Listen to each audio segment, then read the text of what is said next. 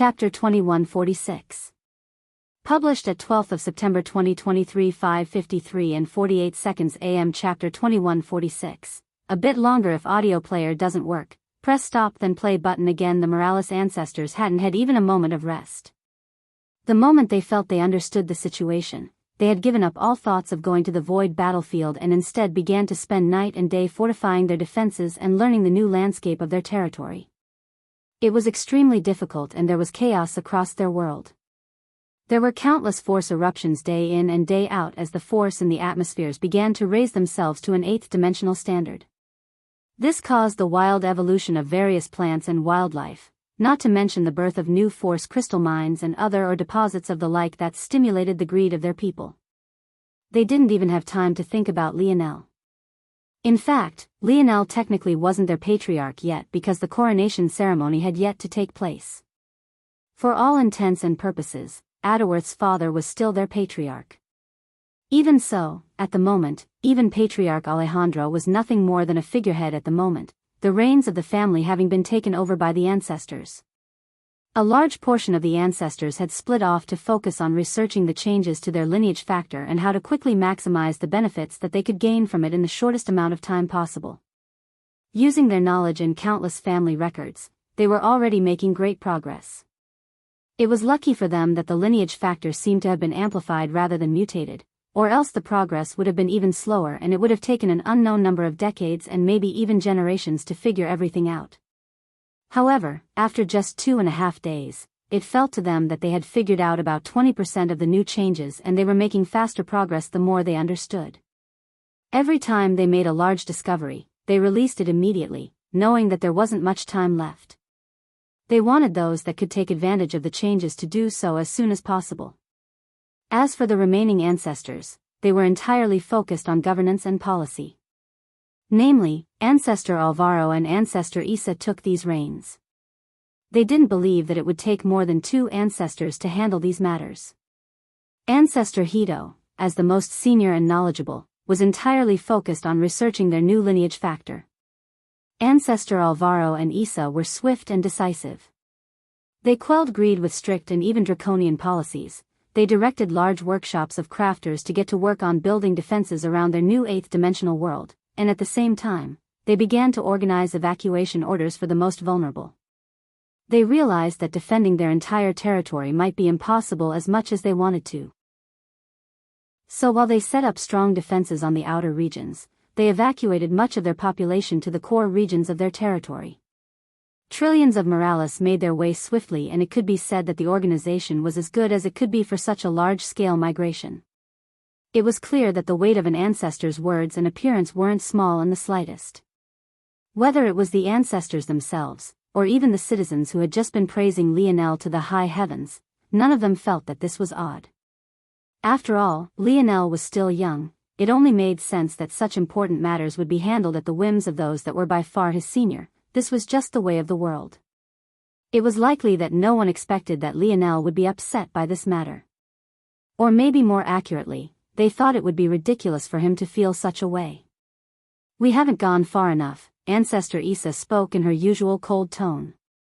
"We can't be too cruel to our own citizens, Isa." Ancestor Alvaro shook his head. "No, they aren't citizens, they are our family, no matter how distant. This family of ours has worked us to death in the last 2 days. Why haven't they realized we're family yet?" Alvaro didn't respond because he didn't have anything to refute with. This was true enough. The mob mentality of people in these sorts of situations was nothing short of annoying. Weren't they smart enough to realize that everyone would benefit very soon and this wasn't the time for this? He shook his head before his eyes suddenly lit up as though he finally remembered something. N0 Velas B. C0M, right, we need to have someone call Littlest Nova back.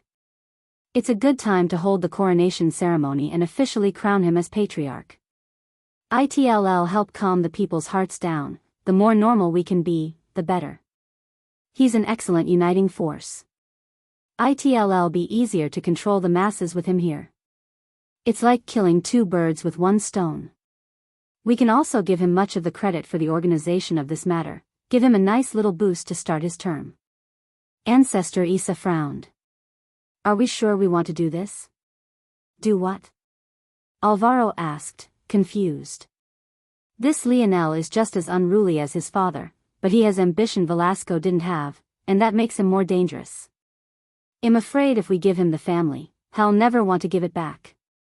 Alvaro fell into silence before he shook his head. Breaking tradition now isn't worth it. Also, can he even do such a thing with us here? It's a worthless worry. When the ancestors speak to have him step down, what will he be able to say? Isa's gaze flickered, but this time it was her turn to remain silent. Okay, well, wait a bit longer to call him back. Your words aren't without merit. He may need a little reminder of what the position of patriarch represents. Leonel looked up into the skies, standing silently. The third day's light was waning and the formation was already beginning to flicker. Suddenly, the formation ring collapsed entirely and anarchic force began to rush forward. The third day had ended and there were no reinforcements in sight. Chapter 2147. Published at 12th of September 2023 5:53 and 47 seconds AM. Chapter 2147. Assimilate. 1.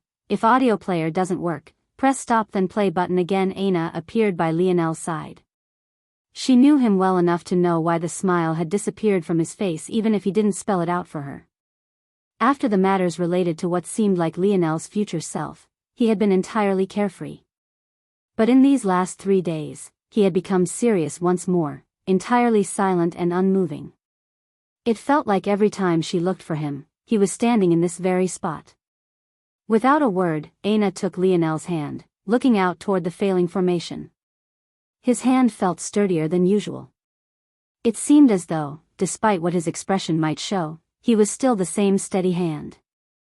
This serious expression of his was nothing more than him keeping receipts, remembering this moment quite well. His impression of the Morales family was still overall quite good. It was probably difficult for old folk that had been doing things one way all their lives to suddenly change. It probably also had to be remembered that they were probably just as arrogant individually as Leonel was. After all, to step into the 8th dimension, which of them weren't the absolute geniuses of their era? In fact, the only reason they didn't get a fancy name like the Cataclysm generation was 1 because they hadn't experienced such a disaster, and 2nd because in their day, only 1 or 2 of them appeared at a time. How could you name an entire generation when there were only a couple of stars among them? But this only made these ancestors even more arrogant. They were used to not having any opponents at all. In their view, in their youth, they were probably no worse than Leonel. They glanced over the details, ignoring the things that made them uncomfortable and focusing on what gave them confidence. It was human nature and something that even powerhouses of their stature weren't immune to. Ultimately, they still had the intention to crown Leonel their patriarch. They still saw him as a Morales. They still felt that he was the pride of their family. They only wanted to remind him that in the past, they too had once been the pride of the Morales family. The Leonel of today, in their eyes, was just a younger version of them. And yet, not only were there multiple of them, but they had had the time to grow and reach the extent of their potential. Why would they defer to a youth? Leonel understood all of this.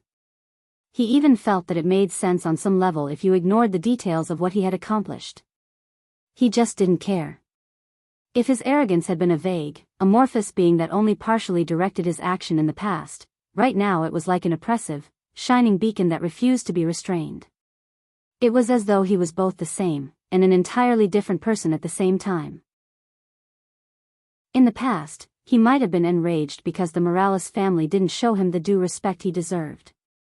Even when he was at his most docile, and the most lacking in ability, back then when he first met King Arthur and casually took a knee to bow because he didn't care much. His limit of patience toward those who didn't give him his due respect was limited. But now, even this small slight of not even bothering to contact him was burning like an inferno within his heart. Even so, after a moment, he grinned. N0 via Lusp. C0 MIT was his first smile in 3 days. And as the barrier he had formed continued to weaken and the teleportation platform to his back began to crack and collapse in on itself, he spoke some words that didn't seem to make much sense at first. It would be a shame if the human domain didn't witness this matter, right? I can't have old fogies thinking that they can just be so casually compared to me, right? Lionel looked toward Aina, who looked back with a complicated look in her eyes. She didn't quite know how to feel. Her gaze was a cross between confusion, worry, and a hint of support, as though she was trying her best to put on a strong front. However, she couldn't hide the fact that hearing these words of everything come from Lionel in this matter had left her not quite knowing what to feel. However, when she saw the brightness in Lionel's gaze, it seemed to illuminate the darkness within her thoughts. It was as though a galaxy of violet was hidden within, expanding with the grandeur of the big bad and the beauty of a nebula that held the very kernels of life and future possibilities within them. Lionel's emperor's charm seemed to overflow out of his control, roaring with the arrogance of a mythical creature never before seen. With a thought, Lionel snapped his finger. At that moment, an echo flashed before quickly vanishing.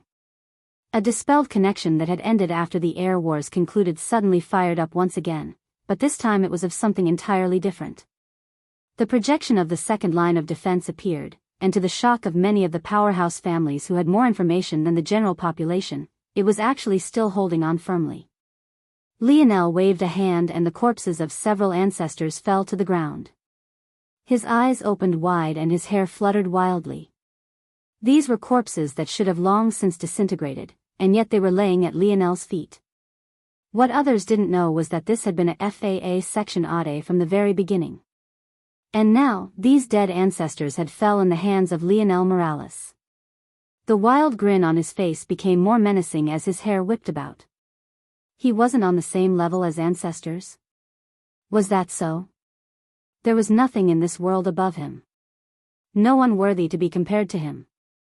Emperor's command. Arise. Lionel roared. Chapter 2148. Published at 12th of September 2023 5:53 and 46 seconds AM. Chapter 2148. Assimilate. 2. If audio player doesn't work, press stop then play button again. The 8 corpses before him trembled. A shuddering might came from Lionel's mind, and he even deployed his 10 stars. Day and night fluctuated to his back, the rushing impact of a roaring wave of dream force descending. His 3 dream force stars began to rotate so fast that harsh winds threatened to flatten the entire city. It felt as though the world was coming to an end, and yet the young man at the center of it all was at the mere 6th dimension. There was absolutely nothing that could have prepared the human domain for this. The death of 8 ancestors was already enough to shake them. Even after so long, they didn't quite believe what they were seeing. However, after a double take, and a triple take, they had no choice but to believe what it was they were seeing before them. However, before they could even settle down to accept this sort of reality, these changes began to occur. What happened in the air wars suddenly shook them all awake. It couldn't be that he would take control of their souls as well. At that moment, the impossible seemed to have become the exact opposite. The shadows of 8 ancestors took shape, each armored in gorgeous violet armor. One was a tiger beast, a menacing creature with teeth alternating between a dense black and a glowing, vibrant red. Its gaze flashed with endless killing intent, and when it lifted its large head to roar into the skies, the whole of the void battlefield seemed to be collapsing at the seams. The second was a rhino-type beast. It had 3 horns, each larger than the last and aligned in a straight line up its nose. Its body shimmered with radiant silver scales, and even in death, it looked as though it could illuminate a night sky. As a soul, its radiant scales were mostly obscured, but this didn't dim its radiance at all.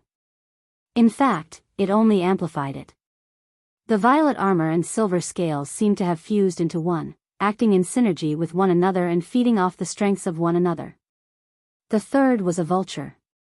It was a grotesque, wrinkled creature from the neck up. And yes, from the neck down, its majestic bearing seemed as though it could compete with any creature in all of existence. Its individual black feathers looked like they had been crafted by the most elite of artisans, carefully and individually.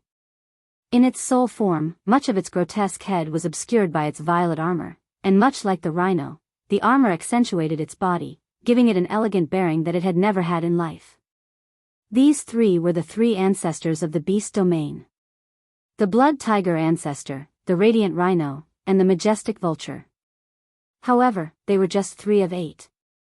There still remained 2 of the nomad race, 2 of the cloud race, and 1 of the Rapax race. They looked just like the others of their races. The nomad ancestor, Ancestor Nadi, was an older woman but carried a beauty even in her elder age. All 6 of her hands were fair, delicate, and dainty, and yet they carried a strength that caused the air around her to tremble. She was the strongest of the 2. The cloud race ancestor, Ancestor Alfina, was yet another woman. Her cloud figure was the largest Lionel had ever seen, extending out from the back of her head like a long, flowing river of hair, filled to the brim with complex runes that would make even the strongest of crafters dizzy. She was also the strongest of the 2. And finally, there was a Rapax ancestor, Ancestor Zypex. He stood tall at almost 3 meters, his tail looked like his spine had continued out from its back, covered in a metallic, silver skeletal structure. He stood on his digitigrade feet, his pill-shaped head splitting to reveal a glistening row of transparent, drool-covered teeth. Each and every one of these existences were legends of their races. But one after another, the instant they appeared, without even the slightest hesitation, they turned toward Lionel and bowed. Ancestor Zypex, Alfina, and the other humanoids all dropped to their knees. The Radiant Rhino ancestor and the Blood Tiger ancestors lowered their heads until their foreheads touched the ground. The Majestic Vulture ancestor prostrated itself to the ground, even allowing its chest to press down. Emperor. They all roared out in their various languages, the echo of their voices echoing like a clap of thunder. The reverence in their eyes couldn't have been any clearer. Lionel waved a hand and the 8 of them immediately vanished. However, it was soon clear that they hadn't truly disappeared. Rather, they had moved so fast that the tracking system lost track of them for a moment. This was inevitable. Lionel had commandeered the projection method of the Moralis, and it was designed to follow 7th dimension existences. How could it keep up? However, the one person who was easy to follow was Lionel. It was then that it was clear that Lionel had hopped into the cracking foundation of what remained of the teleportation platform, letting go of Aina's hand. N0 vel USB. C0 MHE raised his hands and pressed them together. His Dream Force stars, which had calmed down, began to roar to life once again. Emperor's Might. Assimilate. Chapter 2149. Published at 12th of September 2023 5:53 and 45 seconds AM. Chapter 2149. Assimilate. 3. If audio player doesn't work, press stop then play button again. At that moment, the images seemed to have finally caught up. The human domain realized that the ancestors hadn't vanished, they had moved exceptionally quickly, and their destination was actually the 8 remaining cities. When Lionel roared out, they too had appeared on the teleportation platforms of the 8 fortified cities with Lionel on the 9th. At that moment, the cracking teleportation platforms began to crumble even faster. But rather than this being a result of the crumbling formation, it became obvious that it was because of Lionel's actions. One after another, the residual force of the teleportation platforms surged into Lionel and his 8 ancestors' bodies. The weakening formation weakened even faster as this began to happen, but Lionel didn't seem panicked in the slightest. Emperor's command, arise, was quite straightforward. It was able to take control of the souls of the dead and force them into submission.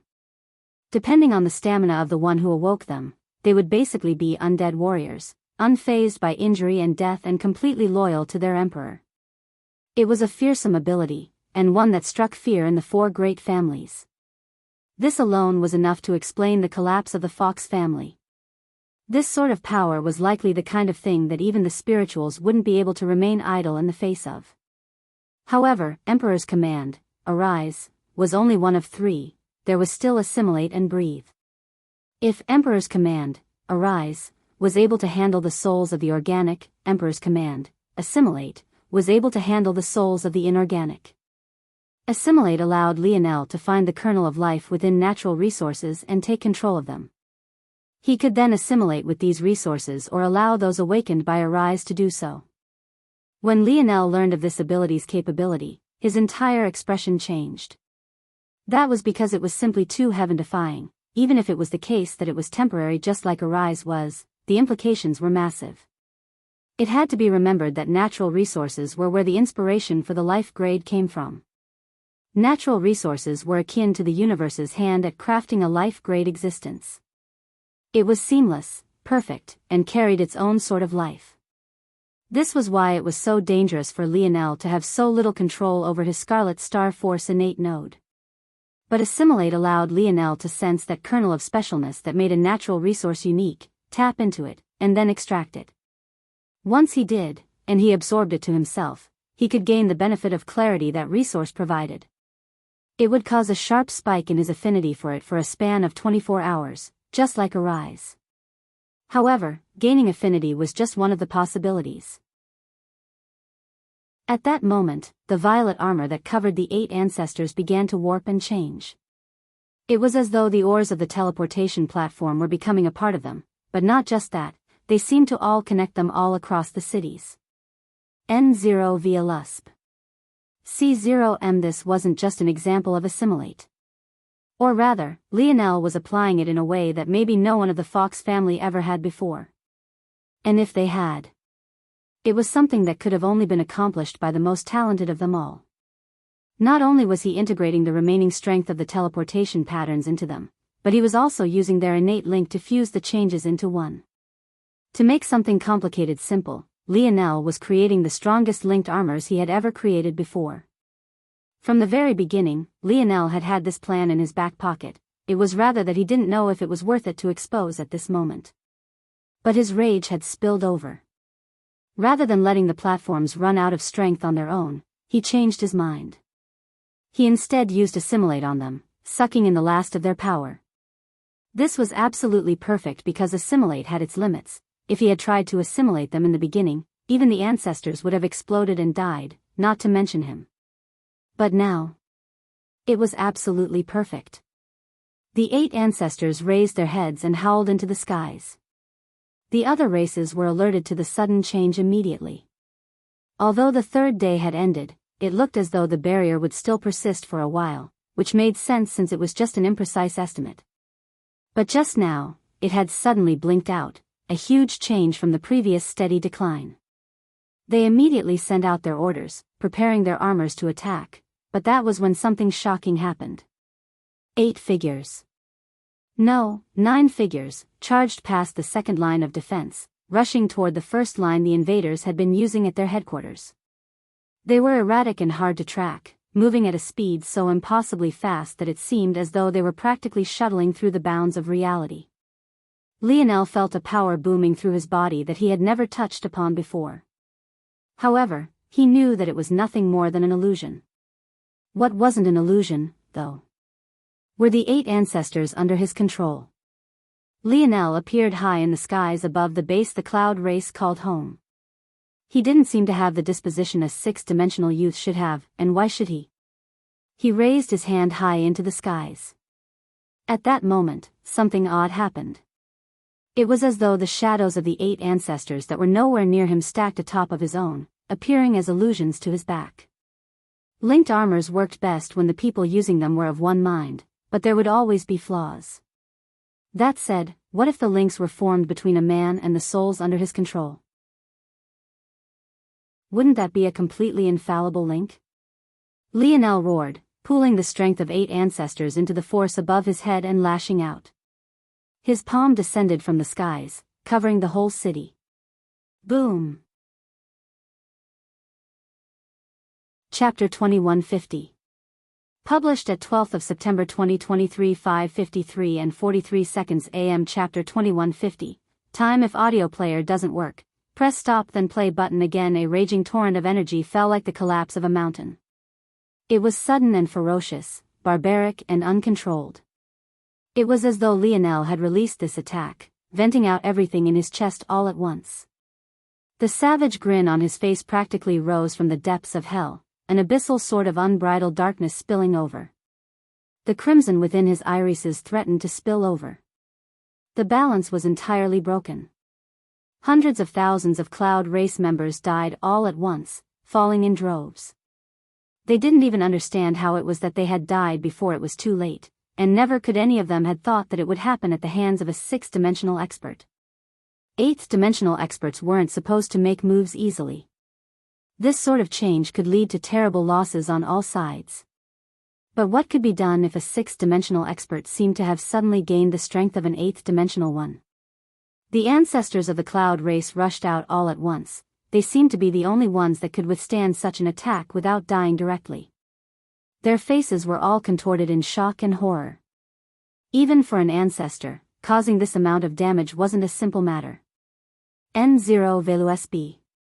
C0M. They wanted to lash out, but when they saw that the one that stood before them was actually Lionel, their hearts lurched. What was going on? How could a sixth-dimensional expert have such strength? It didn't make any sense. However, there was no time to worry about such matters. They rushed forward, trying to target Lionel and kill him as swiftly as possible. But just when they thought that they had succeeded, Lionel suddenly vanished. The nomad race had no idea what had just happened. Just a moment ago, an ancestor had appeared in the skies above the encampments they had formed. But the oddity was that this ancestor wasn't a member of their race and was instead the majestic vulture ancestor. The beast domain ancestor had never communicated which of their ancestors had fallen, so the first assumption was that the beasts had something to communicate with them.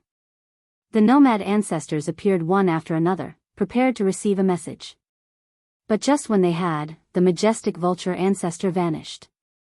Before the nomad race could react, Lionel had appeared, but compared to the beast ancestor, he wasn't even a tenth as large, his body vanishing and appearing above the city. A roar escaped his lips as he struck down with all his might. Boom! He didn't have any regard for life. After luring the ancestors out, the number remaining that could resist his strike plummeted. Whereas the cloud race had lost hundreds of thousands to his singular strike, the nomad race lost millions. The devastation could only be described as carnage, the destruction leaving only blood, flesh, and ruins behind.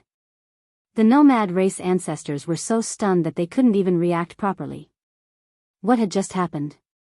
However, before they could do anything, Lionel had already vanished once again. The void battlefield was an impossible large place. Even with the star ships, it took several minutes to hours to cross from one location to another. But the current Lionel treated it like a playpen. He skipped from location to location, leaving death in his wake. He toyed with the invading races as though they were nothing more than children before a wild beast.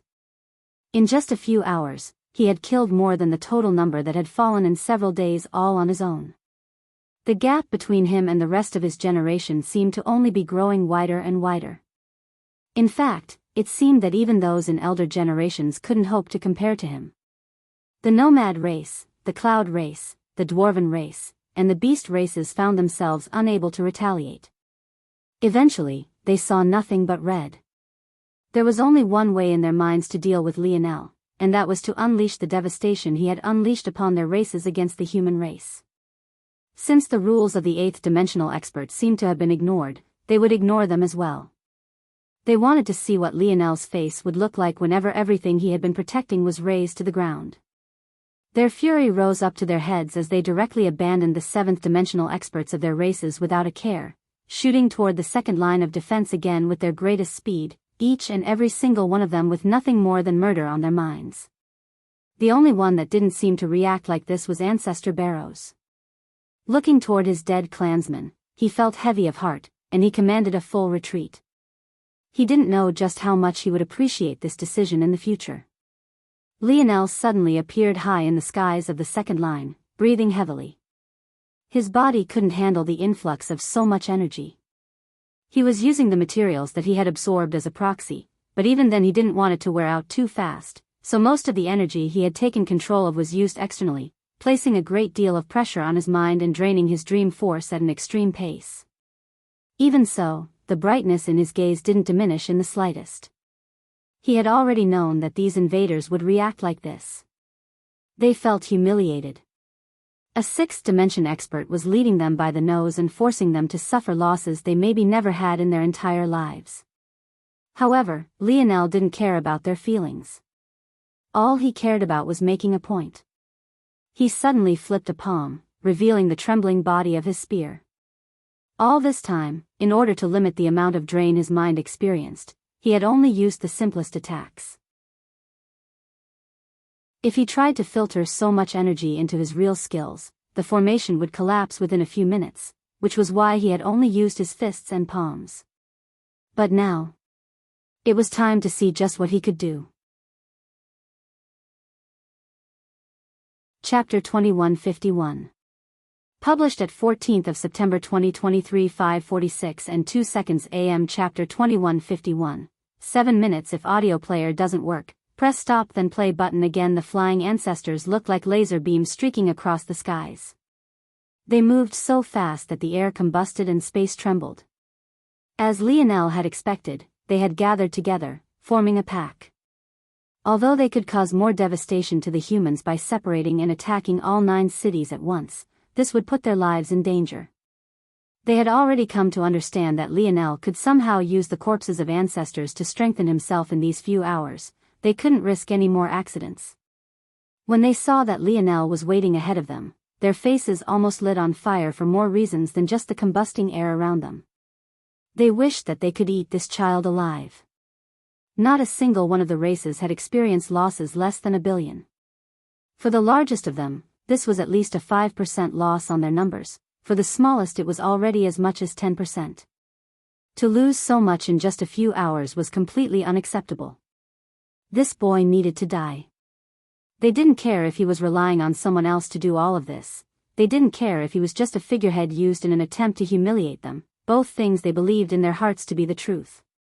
All they cared about right this moment was crushing Lionel and forcing whoever was at his back to come out so they could crush them as well with their full force. That was right.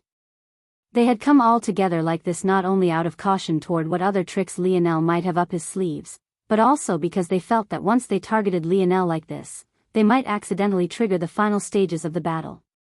In such a situation, they would crush the ancestors of the human race with all their might. However, even after they closed the distance to just a few dozen kilometers, nothing more than a few seconds to the likes of them, there was still only Lionel, standing in the skies with his spear pointed toward the ground. He seemed to be completely focused. He didn't manifest his divine armor because he knew it couldn't withstand the kind of strength coursing through his body at the moment. But the rush of force didn't stop. His hair fluttered in the wind, his bare torso exposed to the world, covered in sweat, his pants simple and soft, rolled to his calves. He looked like he was in the middle of a training session rather than about to face off against a legion of dozens of ancestors as a boy of the 6th dimension. Suddenly, when the distance was less than 10 kilometers, his eyes opened. His smile was gone and all that was left was an endless abyss of cold. The sharpness of his blade seemed able to cut the hardest of gems, the howl of his spear force shredding the air around him to pieces. He took a step forward and 8 flashes manifested around him. All 8 ancestors had returned, their auras blazing along with Lionel's. A pride shone within their eyes, as though they felt there was nothing they could do in their lives better than fighting on the same battlefield as Lionel. Lionel's spear trembled and a crisscrossing, hazardous wasteland of spear blades shot through the air. The ancestors who had been charging forward with all the momentum in the world suddenly found themselves having to stop to defend themselves. The strength of this attack was beyond their expectations. 7 minutes, Lionel said lightly, his voice emotionless. The ancestors didn't know what this meant, but Lionel had already moved, his squad of ancestors following to his back. They shot across the skies, intertwining around each other with a tacit understanding. The majestic vulture took the helm, its wings spreading so far and wide that all 8 behind him had been perfectly obscured. Before the ancestors could rely on their internal sight to find the true locations, an orb of darkness, within Lionel as the starting point, suddenly erupted. In the skies, an orb of darkness as large as a small moon appeared. Not even a few seconds after it had formed, a body flew out like a flying meteor. It landed on the ground heavily, and the nomad race ancestor who owned it coughed up several mouthfuls of blood. However, just when it seemed that he would be fine, his chest exploded with countless crisscrossing blades. N-O-V-L-U-S-B-C-O-M just like that, his body was shredded to pieces, the only thing barely remaining intact being his head and his eyes opened wide to the world. One after another, ancestors were thrown out like ragdolls, the shocking devastation that Lionel had left in his wake leaving the human domain in silence once again. But while in the past it had been due to Lionel's potential, they now realized just how naive they were. This wasn't just a future monster, this was a monster. This wasn't a young man that was a devastation to the younger generation, he was a devastation to anyone that dared to slight him. The orb of darkness suddenly burst. Lionel appeared drenched in blood, his left arm gone from the shoulder down and his right leg vanquished from the knee down. All around him, the shattered corpses of his 8 ancestors were struggling to pull themselves together again, but he simply didn't have enough dream force left. Even so, the wild, surging spear force around him didn't seem intent on stopping. Below his feet, a gorgeous force art had taken shape. In direct contrast to the darkness that floated around him, it was bright and untouched by imperfection. It seemed like that star of the world, a sun of worlds, a radiance of the universe, untouchable by even the regulator itself. With his singular arm, he raised his spear, the intent in his eyes as lofty as the skies above. The ancestors couldn't support him at the moment, but it was their momentum that had allowed him to complete his force art. This strength was beyond just 8 ancestors. 7 minutes, Lionel said lightly. The tip of his spear trembled and the radiance beneath his feet took over the world, swallowing everything in its path. Without hesitation, the ancestors that remained turned, running for their lives. Chapter 2152.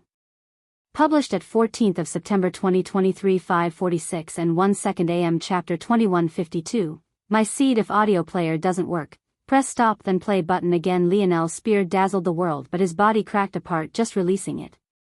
The roars of rage and helplessness of several ancestors echoed like a symphony to his ears. The surge overwhelmed everything in its path, and it was only after seeing this that Lionel's body couldn't sustain itself, falling to the ground. He barely held himself up, leaning on his one leg in the butt of his spear as he looked forward. He didn't even bother to use instant recovery. He knew that it was helpless against these kinds of injuries. The blows of 8th-dimensional ancestors weren't something that he could handle. When the lights faded, the world fell into an endless shock. Dozens of ancestors had come, but only 3 heavily injured ones remained. The leader of the nomad race, Charnos. The leader of the cloud race, Lufiel. And the leader of the beast domain, the Cerebos serpent. They looked as though they were standing on their last legs, but the devastation on their faces when they saw the death around them was hard to put into words. It all felt like a dream. They had come with such momentum, only to end up like this? How was that even possible? It was all him. It was all him. No matter how much they thought that Lionel had relied on others before, they didn't feel that it made sense to continue on with these thoughts. If he wasn't at least a part of these matters, why would the human domain put such important power in his hands? If they had done this with an actual ancestor, would even they be able to survive? The worst part was that they realized they had all been lured here. From the very beginning, this was Lionel's goal. He wanted them to lose themselves to rage, to abandon their people and to come here in full force, and most importantly, together. If they were scattered, it would have been much easier for them to escape and much fewer would have died. But because of their choice, Lionel was able to round them all up and slaughter them as though their lives were as worthless as cannon fodder. The image was something that the human domain would never forget. The Cerebos serpent roared into the skies, its fury causing its scales to lift up and retreat again and again as though its body itself was inhaling and exhaling. It wanted to shred Lionel to pieces, and when it saw that Lionel could hardly hold himself anymore, it couldn't hold back any longer.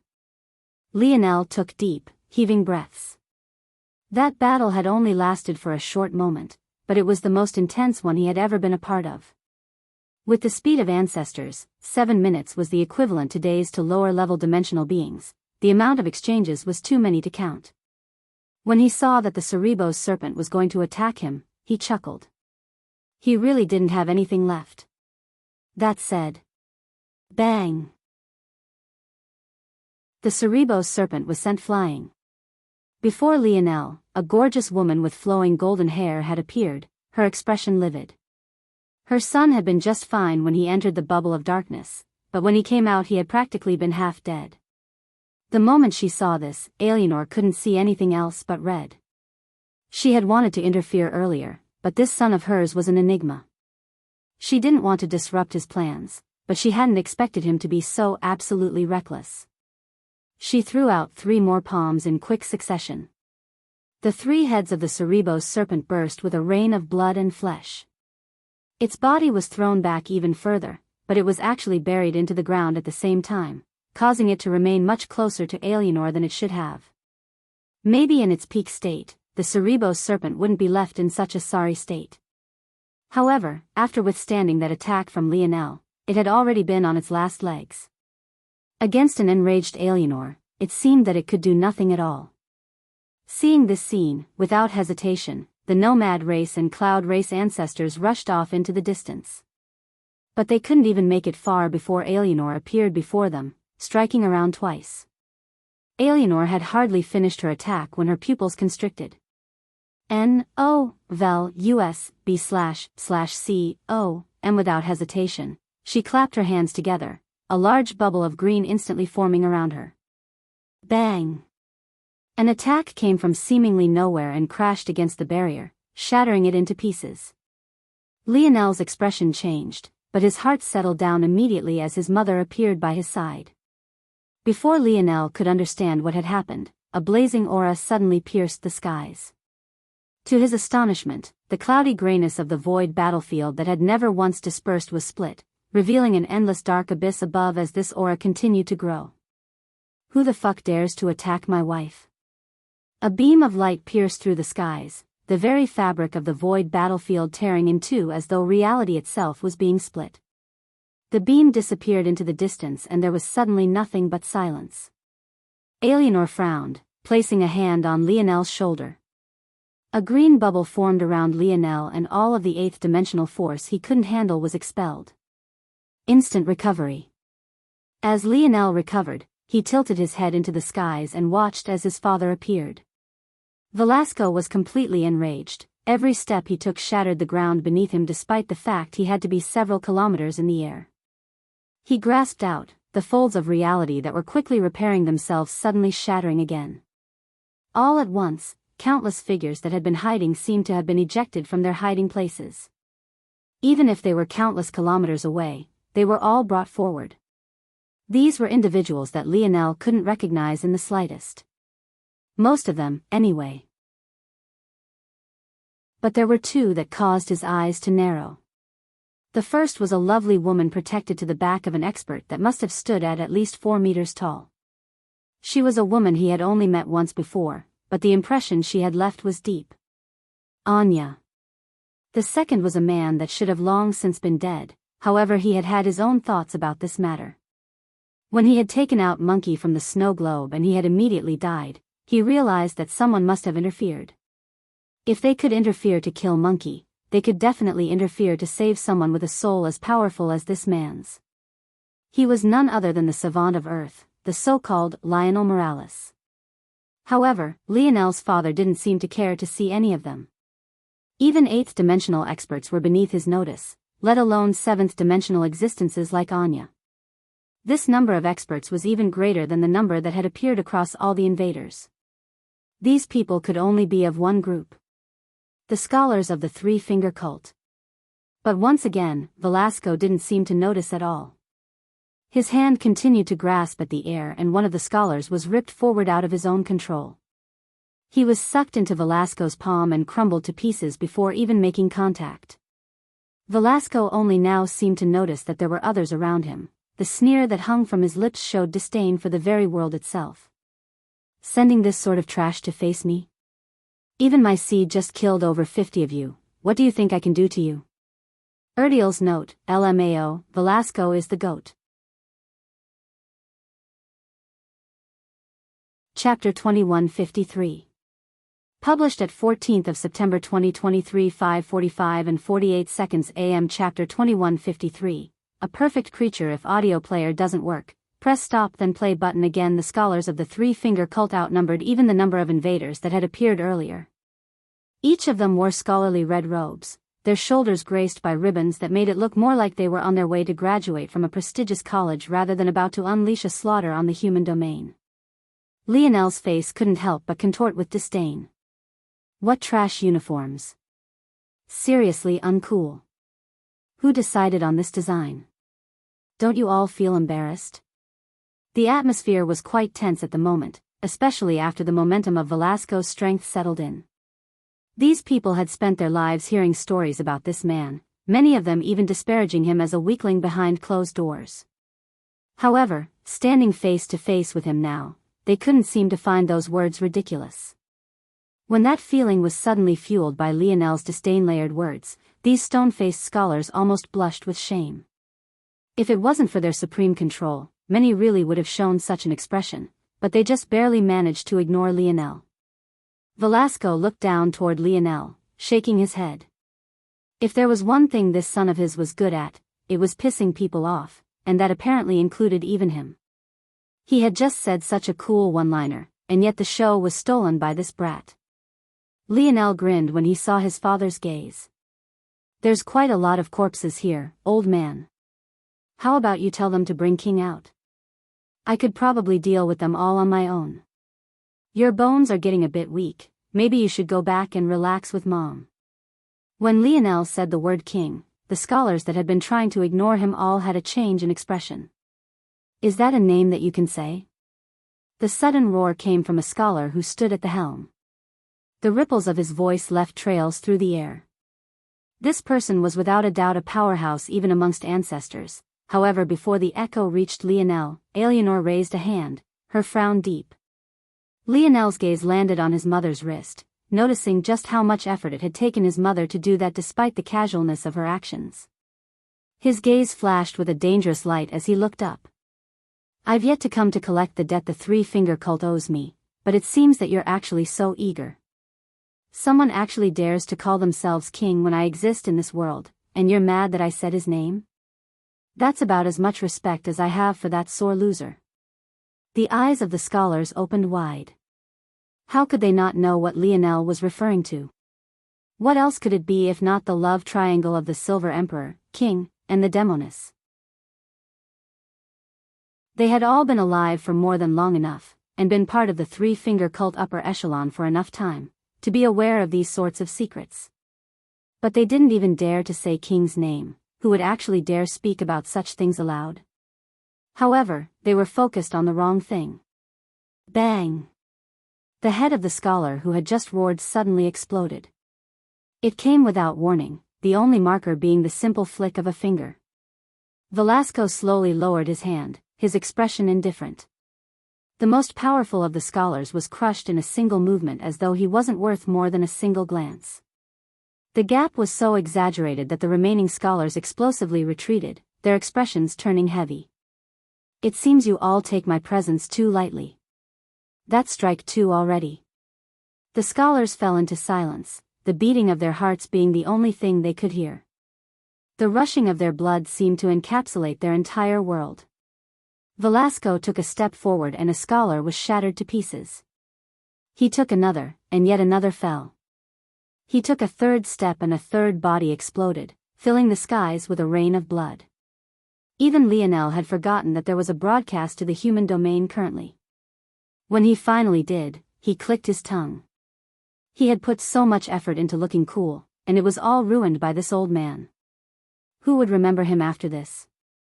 The legend of Velasco, which had been brewing in the hearts of many for countless words, suddenly exploded. It was one thing when Lionel relied on the help of other ancestors to defeat others, but it was a completely different matter to kill with such casualness. Another step and a fourth died, then it was a fifth, then a sixth. It hadn't even been more than a few minutes, and yet 10% of their people had fallen. It didn't even seem like Velasco was in a hurry to kill him, it felt more like he was on a leisurely stroll, moving through the world without a care and taking lives for no other reason than the fact it felt convenient to do so. Lionel, however, was thinking about something else. His father seemed to be trying to lure something out. There were many things about his father's actions that he didn't understand. Many of those matters also happened to revolve around the three-finger cult. His father was so intelligent and powerful, and he seemed to be mowing down the three-finger cult as though they were worthless. So why did the three-finger cult still exist? There was something else at play here.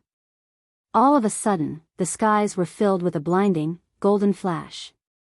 Lionel looked up and past where his father had been standing and watched as maybe the most perfect creature he had ever laid eyes on slowly appeared. This creature was a man wearing golden robes.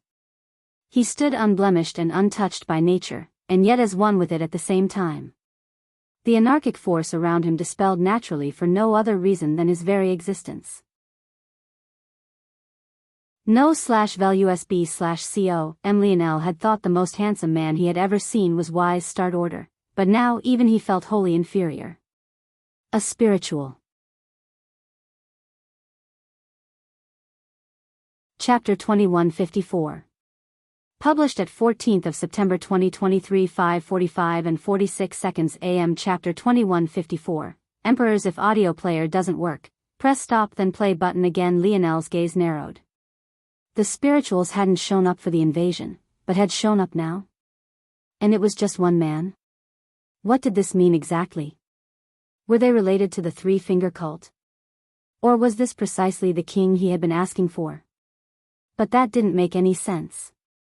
Lionel was over 90% certain that king came from the Cataclysm Zone, or more accurately, the so-called true world. This was why he and the Demoness could have lived for so long. It was all a matter of relying on the huge time dilation between the two regions. Over a year had passed since Lionel had exited that zone, but maybe only a few fractions of a second had passed over there. That was the reality.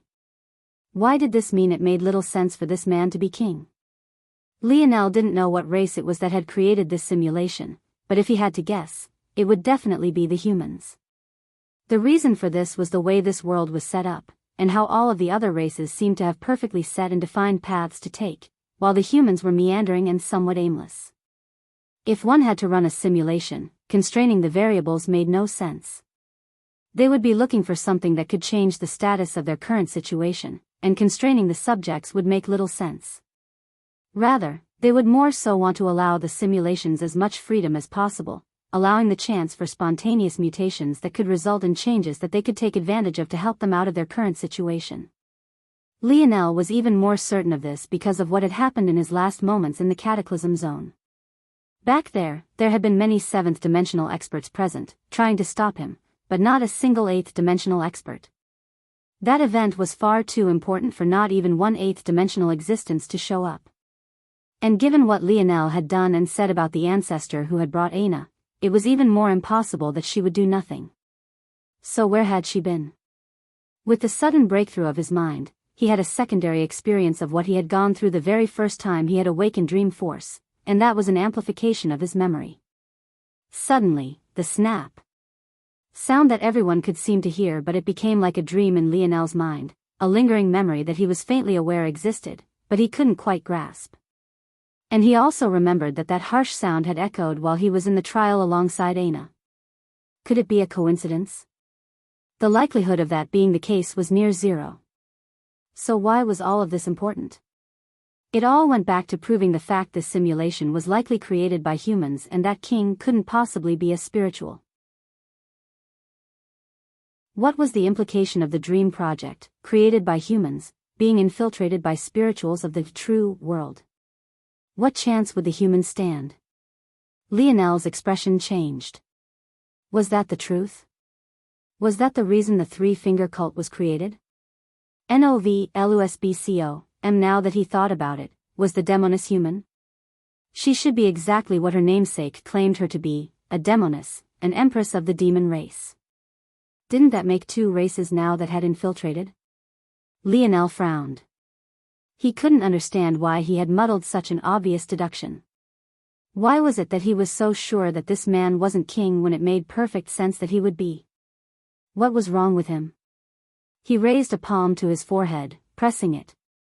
He felt an aching in his head all of a sudden, and it was making him feel more and more annoyed, agitated even. He was finding it difficult to stay still. He suddenly really wanted to kill something. Little lion? Eleanor's concerned voice echoed. She didn't seem to care about what was happening around in the world at all as she took care of her son. At some unknown time, even Aina had appeared, ignoring the danger to approach Lionel. "I'm fine," Lionel said much more coldly than he had wanted to. His mother was a bit stunned and her eyes dimmed, but the care on her expression didn't change as she rubbed Lionel's cheek. It felt cold to the touch, but the warmth of her palms seemed to be pouring into him. Aina's expression was especially worried. Lionel seemed to be going through, but she couldn't even begin to understand what it was. The worst part was that she didn't even know how to ask Lionel about it. She wasn't sure if he would even have an answer. In the far-off distance, very few were paying attention to Lionel anymore, and even fewer were paying attention to the small figures of the three-finger cult, namely Lionel. However, Lionel's current gaze was practically spitting fire as he watched Alienor take care of Lionel. That was his mother, his mother. Just as he was about to lose control, the reality around him warping, a hand pressed down on his shoulder. He looked to see Anya wearing that same carefree smile on her face. "Soon," she said in that voice as sweet as honey before looking up. Velasco sent a casual glance upward and yawned. "The Emperor of the Spirituals," he said casually. "Still not enough. Who said you could stand higher than me?" Velasco pressed his raised hand down and suddenly, the lofty spiritual's head distorted. A strong golden force appeared above his head, but it was useless. Bang! In one moment, he was in the air, and in the next, he was buried deep into the ground. Lionel frowned. The gap between his father and this so-called Emperor of the Spirituals was indeed large. But he had noticed something immediately. His father had killed all the others with a single strike. But this spiritual... The ground rumbled and an unblemished golden figure slowly walked out from it. Had actually survived. Almost on cue, the skies split again. One after another, existences that could only be said to be the emperors of their kind appeared. Chapter 2155. Published at 14th of September 2023 5:45 and 46 seconds AM. Chapter 2155. Imperatrice. If audio player doesn't work, press stop then play button again. Lionel looked forward. He didn't seem to notice the appearance of the other emperors because his eyes were still on the spiritual's emperor. He slowly stood from the ground. It even looked like he had simply descended all by himself, his legs hardly bending when he hit the ground. He stepped out from the crater, rising into the air once again. The dust that fell around him couldn't seem to reach his body at all. This man was, indeed, the Emperor of the Spirituals, Emperor Rydran. This wasn't a man who had been seen by his own people in hundreds of years. And yet, oddly enough, he had appeared here, and maybe even more odd than that, Lionel's father had recognized him in a single glance. Was this about Dad the entire time? Lionel thought to himself. These people had begun to attack the human domain immediately. But if that was their goal, why did they wait so long to appear? Why was it that it took Lionel killing so many for this to come to fruition? This might have still been acceptable, after all. Maybe they were biding their time and waiting for the right moment to expose their true strength. But then why did none of them pay much attention to Lionel? Someone else might answer that Lionel was too insignificant, but would Lionel think about himself that way? Also, could someone insignificant kill more ancestors in a day than the number that had fallen for centuries? Lionel pinched his forehead harder. He felt like his thoughts were meandering, like he was constantly thinking about worthless, meaningless things. Somehow his mind both felt sharper than it ever had, and slower, as though it was something other than his intelligence that was impeding the flow of his thoughts. Damn it. Lionel's aura fluctuated wildly. He was getting more and more frustrated, but he didn't know where this frustration was coming from. Only Alienor and Aina seemed to realize that there was something wrong with Lionel. Well, there was one other person, a particular white-haired beauty that stood high in the skies with a careful and gentle smile on her face. You are indeed dangerous, Anya thought to herself. She had asked herself a question long ago. If you knew what someone would become, the kind of heartache and carnage they would cause, should you kill them while they were still in their cradle? Would that make you a moral person? Or would that make you more evil than the person you were trying to put a stop to?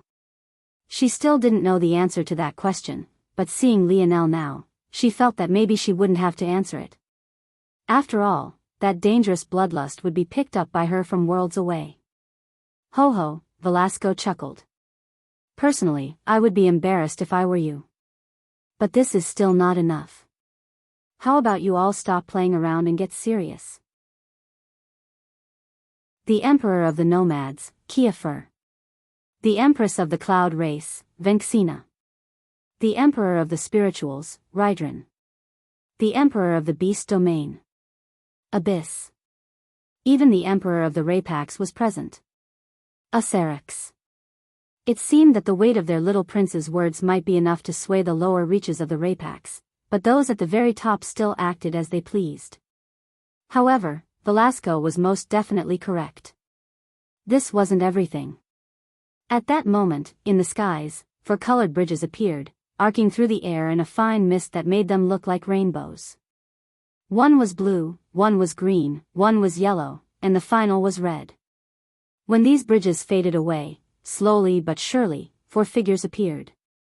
This time, Velasco didn't recognize them at all. But he knew exactly where they had come from. Novel, U/S/B, C-O-M blue-haired and blue eyes. Green hair and green eyes. Golden hair and golden eyes. Red hair and red eyes. These could only be one group of people. They were none other than the four great families. The Aderna family in blue robes, the Critus family in green, the Lavis family in gold, and finally, the Brazinger family in red. When they appeared, it was as though they were above the world itself. Lionel's head felt as though it was splitting into two. No matter how hard he tried to use his healing, even resorting to dream sense to split the pain he was experiencing several times, it wouldn't vanish.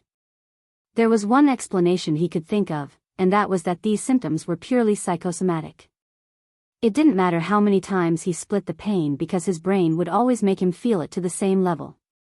That woman in red, the one with flaming crimson hair and a pair of ruby eyes that looked like rubies carved from the gems of hell itself, he subconsciously knew her name. Or rather, he subconsciously knew her title. This was a name that Simeon had spoken before while his soul was under Lionel's control. This was the woman who was responsible for the cruelty of Ana's mother's death. Imperatrice Anselma. Chapter 2156. Published at 14th of September 2023 5:45 and 45 seconds AM. Chapter 2156. Instant. If audio player doesn't work, press stop then play button again. Lionel had no reason to draw this conclusion, and yet he felt that it was the obvious answer. Nothing that he thought of could shake this belief. The more agitated Lionel became, the more the burning sensation in his kidneys grew, but he didn't even seem to understand until something suddenly clicked. Four auras flourished and Lionel's expression changed. Ninth dimension. He didn't know why he knew this. He couldn't even differentiate the strengths of ancestors yet and could only make vague guesses based on the varied pressures they put on him. But right now, he couldn't have been more certain. Those four men and women that had appeared, each and every one of them was an existence that surpassed the eighth dimension. However, almost the moment they appeared, that flourishing aura suddenly collided with something. Their faces paled somewhat as foggy chains latched onto their bodies, wrapping around their arms, legs, and necks. Still, they had come prepared. Their skin began to glow with various colored runes, these runes matching the colors of their hair and eyes. When these runes solidified, the constricting effect of the black chains that seemed to have been formed of concentrated anarchic force weakened and slowed, though it did not disappear in the slightest. Not many understood what they were seeing. They simply felt that these four were the most powerful eighth-dimensional existences that they had ever seen. They stood on a level all to their own. But as though this wasn't enough, the skies suddenly shook once more. Another bridge appeared, but this time, it was a blinding silver, and more shockingly than that, it wasn't Lionel who understood what was going on first, but it was rather Ana's expression that changed first. That was because she was intimately familiar with this aura. It was the very aura she had sensed after she entered the Silver Empire's zone, the very same aura that was in line with the inheritance she had received. In the skies, a man donning radiant silver armor stood. The armor was constructed of so many pieces that it looked more like an elaborate work of art than anything else. This man's aura was no weaker than the four of the great families, but what was different this time was that the chains didn't appear. Lionel's pupils constricted. What did this mean? What was going on? NOVLUSBCO, MHE had learned from Simeon that the people entering through the Ascension Empire formed the four great families were very restricted. Even little Nana, who was only a great genius of the seventh dimension, couldn't use her full strength, let alone these four. So why was this man fine? The Silver Emperor? Lionel was certain that he should have been from the true world too, so why was he just fine? And wasn't he dead? How was he here? That was when he saw it. The gaze of the Silver Emperor was entirely vacant. It didn't carry any emotion, any light, any life. A puppet? Lionel shuddered. He seemed to catch a glimpse of how others felt when they saw his lineage factor. There was something about that vacant abyss that shook him to his very core. At that moment, Velasco was grinning ear to ear. Good, good. This is more like it. His black hair fluttered in the air. He seemed to grow to twice his original size despite the fact his body was most definitely the very same. It was like his aura itself simply demanded more space. It had been a very long time since he had faced any sort of challenge. His sights were impossibly far beyond these words, he couldn't even talk about these matters with his wife and son. But, this is still not enough, Velasco growled, his irises turning red. If the man who dared to lay a hand my father doesn't appear, I will just kill you one by one until he does. Arrogant. Imperatress Anselma's sharp voice echoed. Do you believe you would even have the right to stand before me if not for the restrictions of this world? Die. She struck out with a palm. The entire world seemed to lose its color. In the blink of an eye, a formless energy wrapped in a translucent fog appeared before Velasco. Lionel couldn't even track it properly. Even his senses seemed to have been distorted by it. Bang! Velasco's body disappeared beneath the raging torrent of force. Anselma snorted. She wasn't happy to have to come here just for the scum of this world. To have such a lowly being actually speak to her was even more unacceptable. If this matter could end so simply, that would be even better. She felt uncomfortable all over. However, at that moment, the volatile force cleared and Velasco appeared. He seemed unscathed, his robes fluttering in the air, and his gaze as bright as torches. At that moment, his eyes seemed to carry far more of a golden color than bronze. Without a word, he suddenly punched out. He felt that the time for talking was over. Right now, he was nothing more than an enraged son. His fist landed on Anselma's chest before she could react.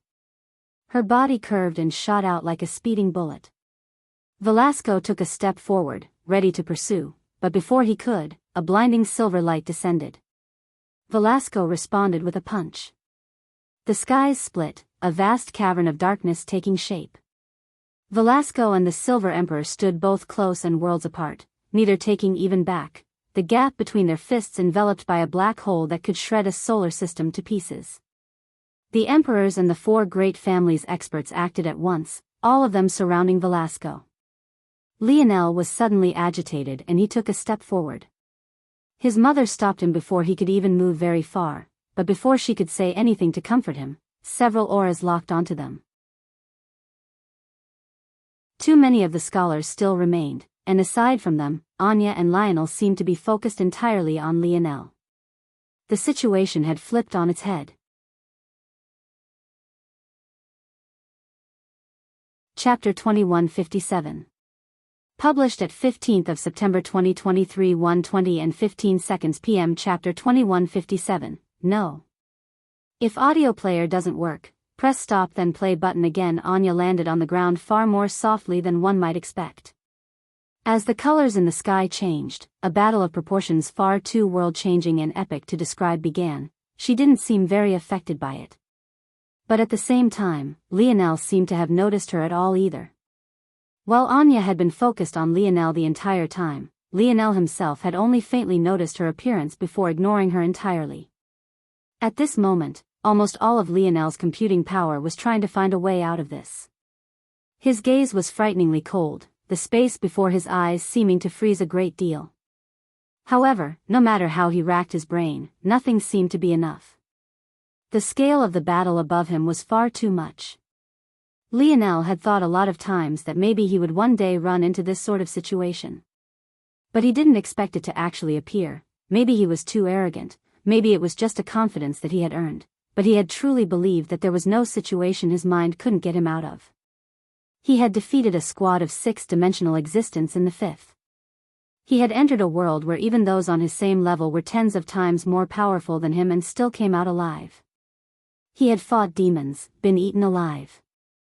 He had just crushed legions of seventh-dimensional geniuses while still in the sixth dimension and even slaughtered over 50 ancestors due to his mind alone.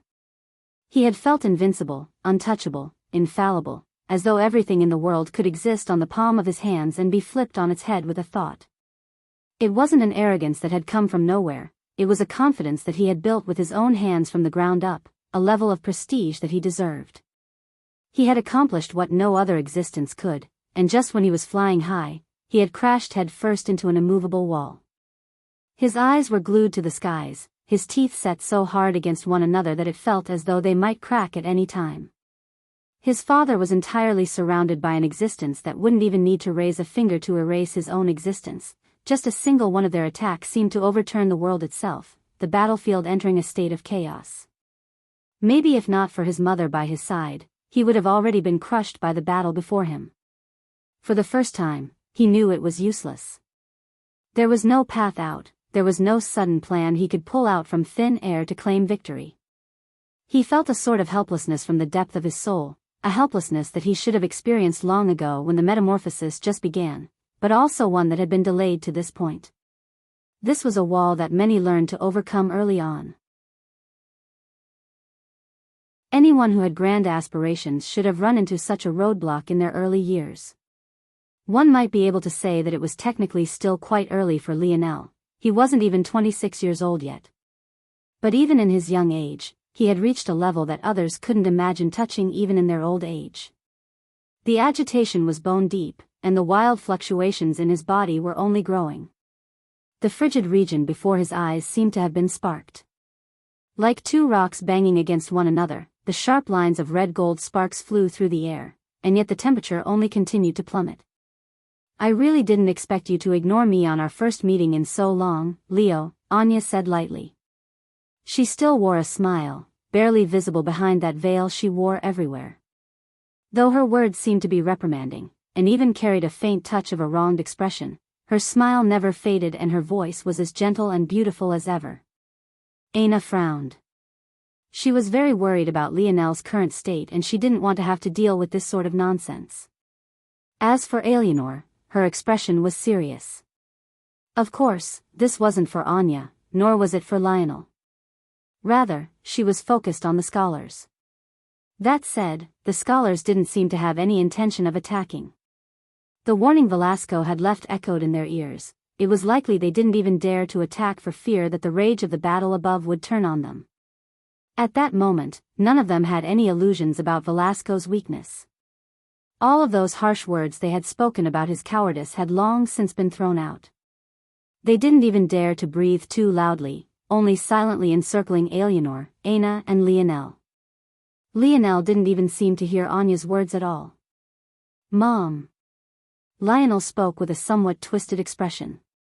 Eleanor frowned, sweeping a glance over this boy before her. "Mom?" There was only one person in this world that could call her that. She would know better than anyone. "Don't you remember me?" Lionel asked, his expression becoming more and more agitated. Eleanor looked away from this boy, her expression becoming more and more serious. She could have maybe 2 or 3 of these scholars at once. Maybe if she had more time, she would have a greater chance of dealing with them all. But she was simply too young, she wasn't even 100 years old. Compared to these other ancestors, she hadn't even had time to grow yet. Just when Eleanor was about to make a decision to take Lionel and Aina away, a powerful pressure descended. Eleanor's expression changed. Father. No. It was too late. A pillar of emerald enveloped Eleanor, and even Lionel couldn't react to the sudden change. Lionel seemed to finally wake up, but when his head snapped back, his mother was gone. It wasn't just his mother, but Aina had disappeared as well. He frowned. Father? Emperor Fox?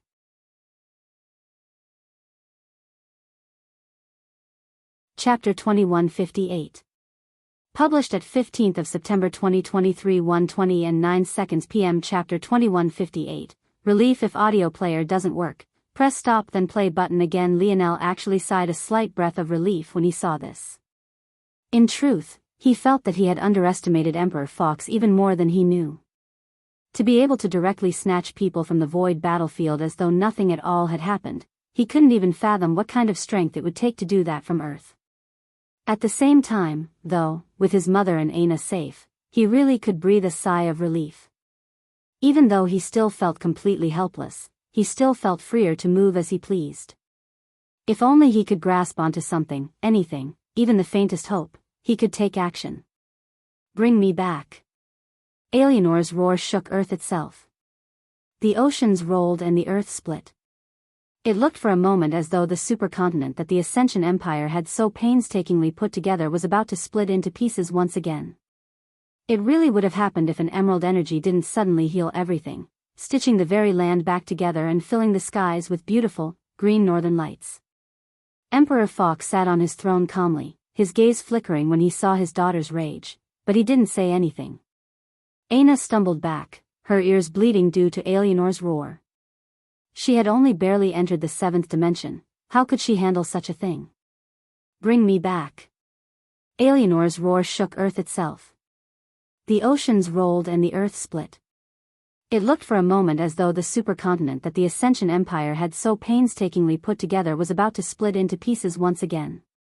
It really would have happened if an emerald energy didn't suddenly heal everything, stitching the very land back together and filling the skies with beautiful, green northern lights.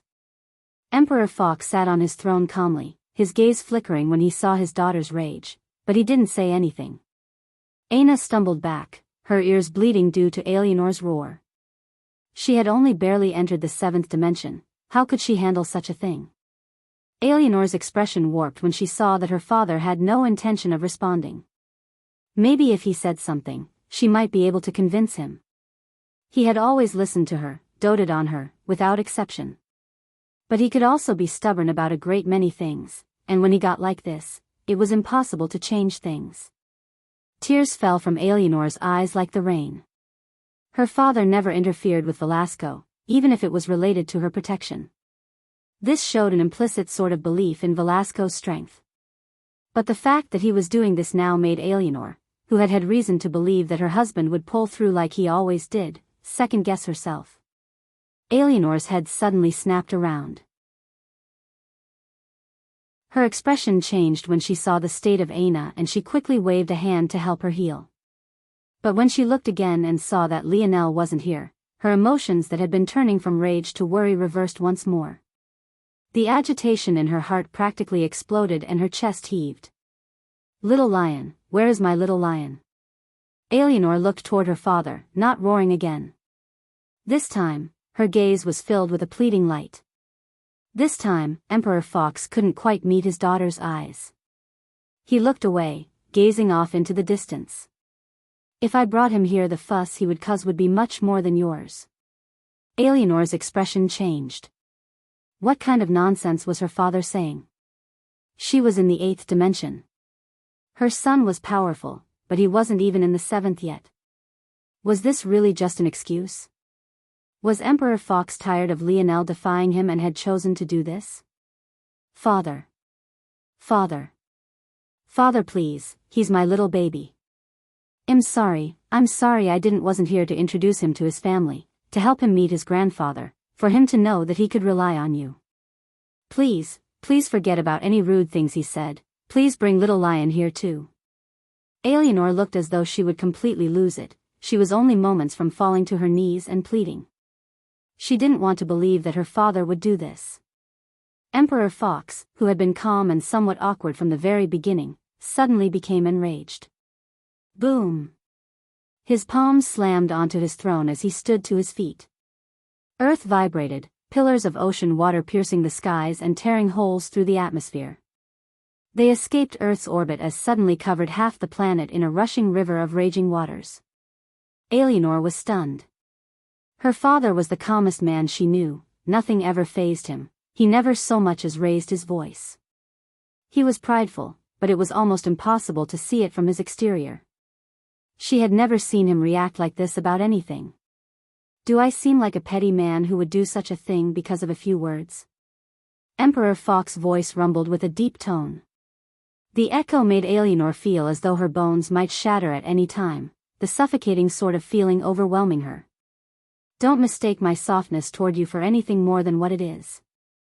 My grandson, my son-in-law, are two men I respect the most in this world.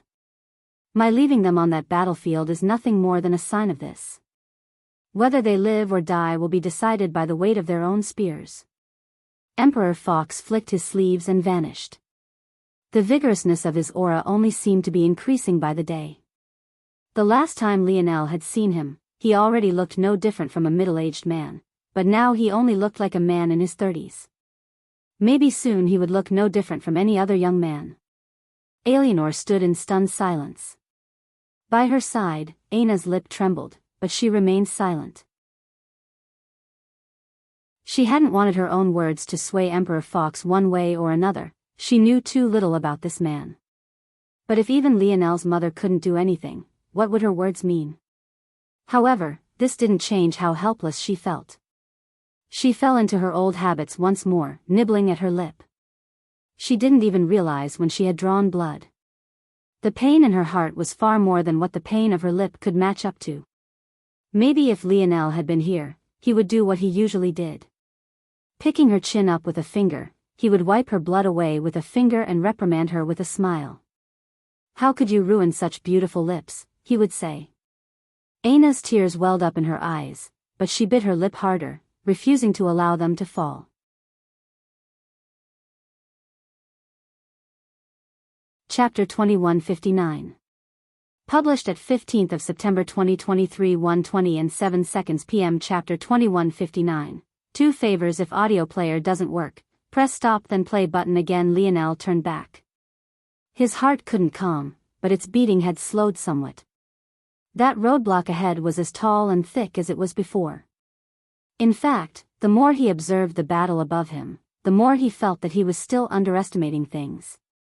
The scholars' eyes narrowed, the apprehension in their hearts increasing. They had no idea how this had happened. How could they just disappear right before their eyes? If there had been some sort of spatial tunnel formed, then they would have been able to take action to cut them off. But how could you move someone such a large distance without spatial force? More oddly, who would have the willingness to save Aina and Alienor, but not Lionel? What sense did that make? Anya's gaze flickered, seemingly thinking of something. But she didn't say anything about it, it was Lionel instead who seemed to have lost his mind. He roared out, his expression warping. Not only had his mother ignored him, but she had disappeared not long after. He had finally seen her after so long, and yet this was what had happened. His dream force peeled off into countless layers, twisting and warping the space around him. It was truly the stuff of nightmares. Were beasts, monsters, twisting distortions of fear and animosity, all bundled up into a single, towering tapestry of twisting dreams. Anya frowned slightly, her lips parting as though she was preparing to say something. But it was actually Lionel who spoke this time first. Shut up. Lionel's roar echoed like a clap of thunder. All at once, Lionel's dream force seemed to have been forced back into a bottle. In a flash, Lionel had appeared before him, his fingers shooting out like a spear and ripping Lionel's throat through. Lionel's wrist flickered and his hand wiped off to the side, the motion causing a disc of crimson blood to erupt from Lionel's throat, separating his head and neck. Anya's brows jumped. Their strongest savant had died, just like that? What? Lionel kicked out, his eyes lit with fury. Lionel's entire body exploded to pieces. He grabbed out at that air. Rise. Lionel's soul was ripped out from his body. Assimilate. Lionel's soul didn't even get a chance to show its loyalty. In fact, he wasn't the only one that was too slow. An odd and mysterious force seemed to rush forward, but it was far too late. Lionel knew exactly what it was. It was that odd force that had appeared after he captured Monkey, the very one that appeared after he took him out and he died right before his eyes. But this time, Lionel was even faster than it. The rush of violent violet aura surged and Lionel's hair fluttered into the air. He grasped at the skies before him and the atmosphere changed. Anya's foot tapped the ground and she glided backward, out of reach of Lionel's influence, or so she thought. She looked down and her expression changed. Why was she still standing in the same area? She could have sworn that she had moved back. I've already returned the favor I owe you. Right now, I think that you should just die, Lionel said coldly. He reached forward at the air right before him. There was still quite some distance separating himself and Anya, and yet her neck magically appeared in his palm. Anya's pupils constricted, but her face was surprisingly calm given the situation. She just hadn't expected this change to be so sudden and for her life to be in danger so swiftly. But since she had dared to take control of Lionel, why would she be afraid now? Her pupils slowly relaxed and a ring on her finger trembled before Lionel's hand could squeeze. At that moment, a figure appeared to her back. A domain spread out in an instant and all the dream force that had been at Lionel vanished into thin air. Anya's body was enveloped by a pure white light and she vanished into motes. Lionel cast an indifferent glance toward the one that had appeared from Anya's ring. It was actually yet another savant, one with the ability to disperse force and nullify ability indexes. Anya appeared by the savant's side, but before she could speak, Lionel pierced forward with 2 fingers. A strong pulse of Biyao force took shape. Her expression changed, but it was much too late. The savant's head burst like a watermelon, the rain of blood splattering toward Anya who had been by his side. A white light shielded Anya from being spoiled, but the savant was deader than dead. Anya's heart leapt into her throat. She didn't understand what she was seeing. First, the dream force of a savant was directly suppressed. Then, a savant who should have had the ability to nullify all force, ability indexes and lineage factors had suddenly died too. Force? However, Lionel didn't even take it seriously. When he first met savants, they were existences that he found hard to fathom. But now, he had long since come to know that they were just as fragile as everyone else, if not more so. If not, why were they strategic resources that powerful families could take control of? If they were so invincible, wouldn't they have a rising power of their own that could exist outside of the shadows? What right did a mere savant have to suppress his sovereign force? Lionel waved a hand. Rise. That mysterious energy appeared again, but Lionel was even faster. Assimilate. This kind of soul soldier would have been far more useful to him as a separate entity, but it couldn't be helped. Lionel knew that if he didn't assimilate these souls instantly, whatever that mysterious energy would, it would step forward and scoop these savants up. Lionel's dream force, which had vanished, appeared once again in full force. By then, Anya had already calmed down. She sighed lightly. How about you return my sister to me, Leo, and accept the guidance of the three-finger cult? It's still possible for you to turn a new leaf. You're following down the wrong path. Not everything in life can be calculated, I've told you that one before. Trying to treat life like it's something that can be weighed on a scale is something only a narcissist would do. You aren't as special as you think you are. Also, I believe you've forgotten. You owe me 2 favors, not just one. Anya spoke lightly, her voice light and gentle. She had told Lionel these things once before, but this time, her words were far more direct and forceful. Lionel truly looked at Anya for the first time. He didn't just look through her, he looked into her. The first favor was returned when I didn't kill your sister. The second favor was returned when I didn't use your sister to find you and take your head. Anya's gaze flickered. How arrogant. She was always with the people of the three-finger cult, Did he think killing her was so easy? Her gaze couldn't help but become colder and colder. Every word Lionel spoke was as though he was looking at an ant, an insignificant figure that would be buried 6 feet deep in the blink of an eye. Now, my patience has run out.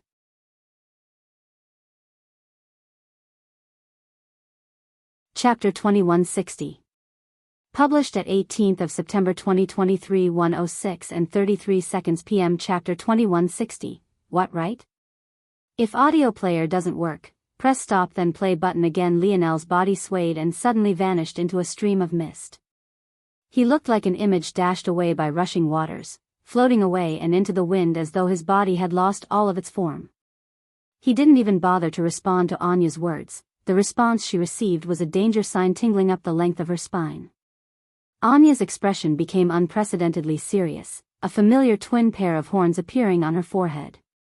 There was no doubt that this was the death pulse deer, the highest lineage factor provided by the silver tablet of the dark side of the Northern Star lineage factors. However, Lionel had already seen it once before. He was entirely unmoved. Bang! A scythe appeared in Anya's hands, barely blocking Lionel's fist. Even so, she took a strong step backward, her wrists trembling. She felt as though her arms might collapse beneath the strain at any moment, but just when she wanted to use force to stabilize herself, it vanished into thin air, Lionel's fist stripping it from her scythe's body. Her body lost control of itself and she was sent flying back. The expressions of the scholars that had formed a circle froze. Anya was the greatest genius of their three-finger cult. They had never expected for such a thing to happen in just a single exchange. Lionel appeared above Anya, his gaze as cold as an abyssal hell. He didn't seem to see the gorgeous features revealed under her fluttering veil. If he couldn't crush this woman, what right did he have to think about helping his father? He felt that she should just die. Bang! Lionel's fist descended. Anya tried to block again, but it was entirely worthless. Lionel's arm deformed, countless arms growing out from the right side of his body in a truly grotesque sight. But regardless of how impure and gut-turning it was, what it was most definitely was effective. He didn't care about looking pretty, he only cared about destroying this woman before him. Anya's scythe couldn't even begin to block them all. Her body was barraged by a rain of fists, each one more powerful than the last. Her bodice clothing was torn to pieces, her bones breaking and her limbs shattering. Before she even hit the ground, she was beaten to a bloody pulp. Lionel flexed his fists and they vanished one by one until just a single arm was left. Wasting his dream force on creating elaborate, reality-warping phenomena was just a waste of stamina. Since he could bend reality with his dream force now, he would use it in a way that fool Lionel had never considered. He stepped through the void, his body appearing above the beaten and broken Anya. He rose even higher, his fist raising above his head and multiplying to several times its original size. It wasn't just a cosmetic change, but rather a multiplicative effect, one that twisted space and dispersed anarchic force. Die. His fist descended, falling like a meteor from the skies.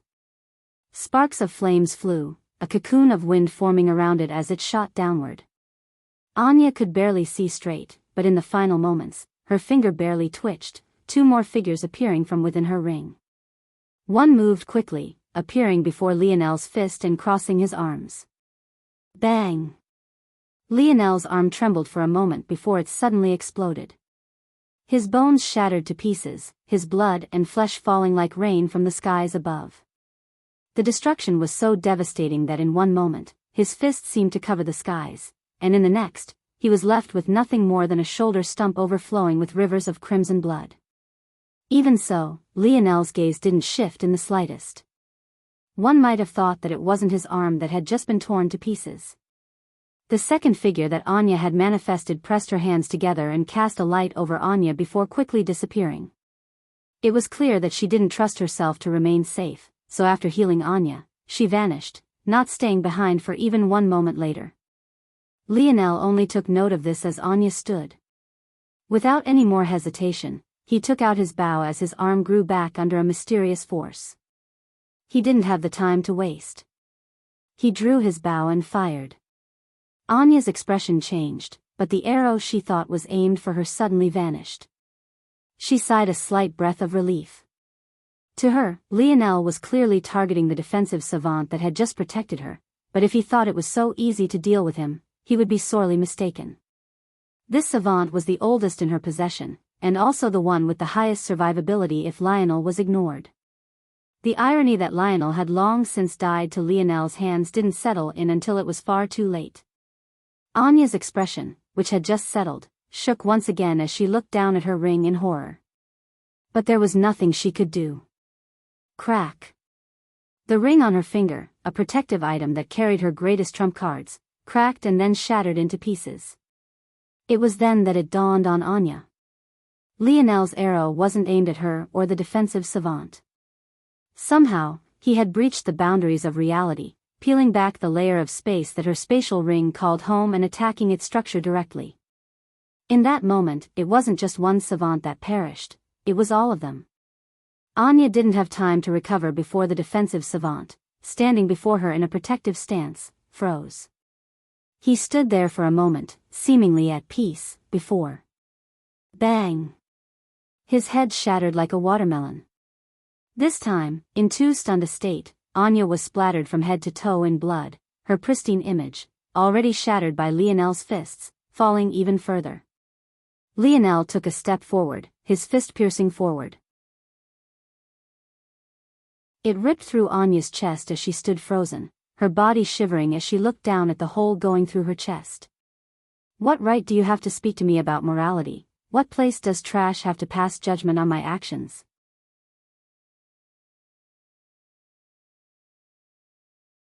Chapter 2161. Published at 18th of September 2023 1:06 and 31 seconds p.m. Chapter 2161. Why?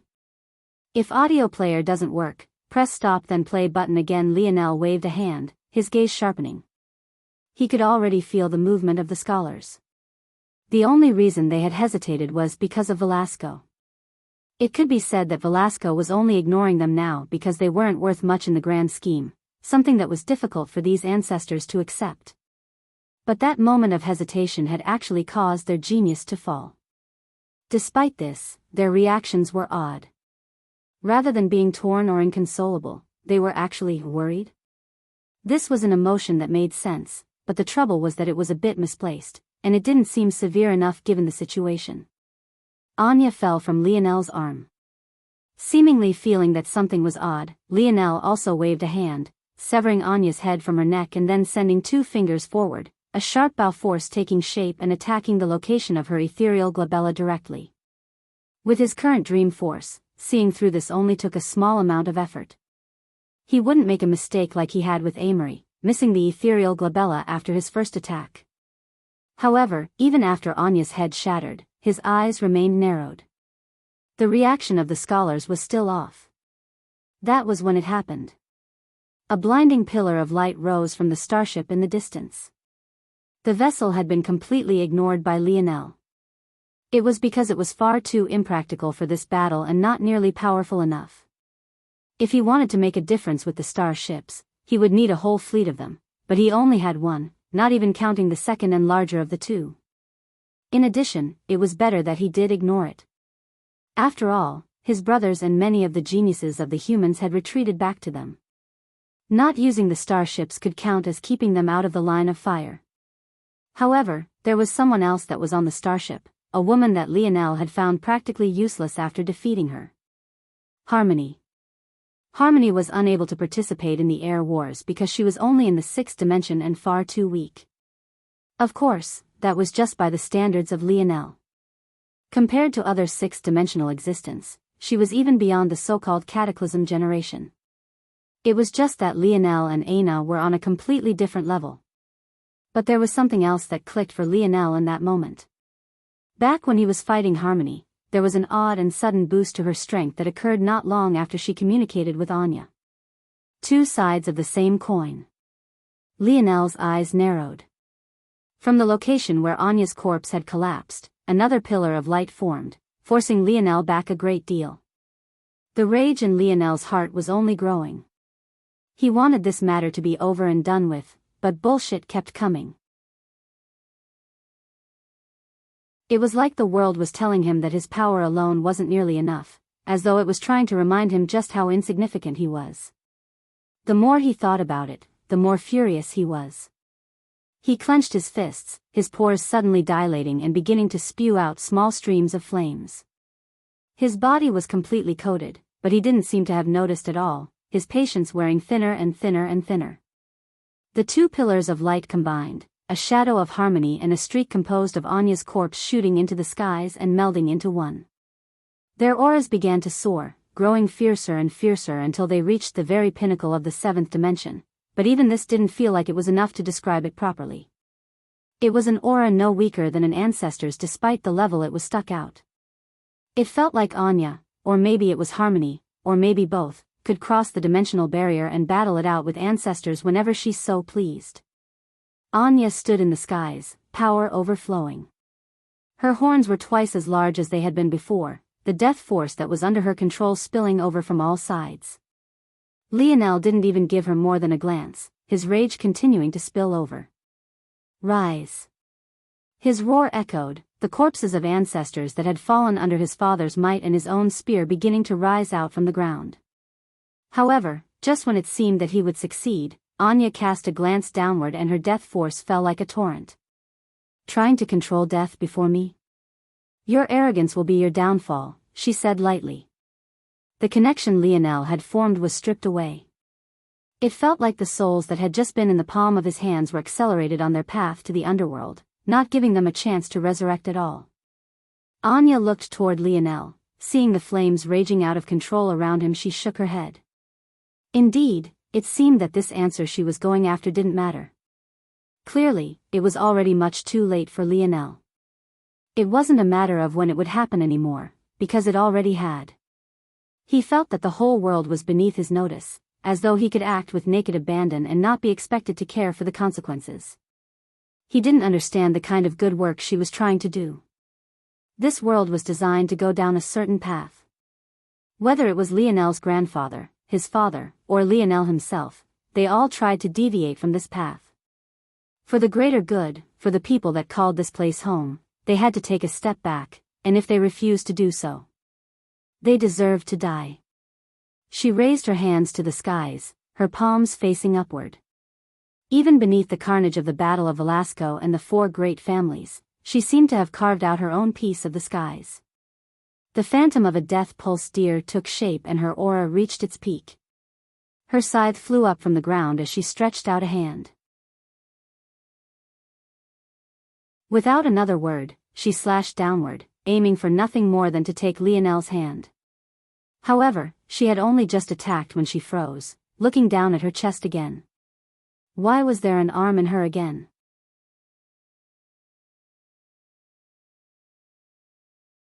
Chapter 2162. Published at 18th of September 2023 1:06 and 13 seconds p.m. Chapter 2162. Valiance. If audio player doesn't work, press stop then play button again. Lionel looked Anya in the eyes, his flaming arm burning through her chest. Her mouth opened slightly, but nothing other than a puff of black smoke came out. All of her arrogance, all of her condescension, all of the prim and proper words she had spoken, vanished into the wind along with the ashes of her body.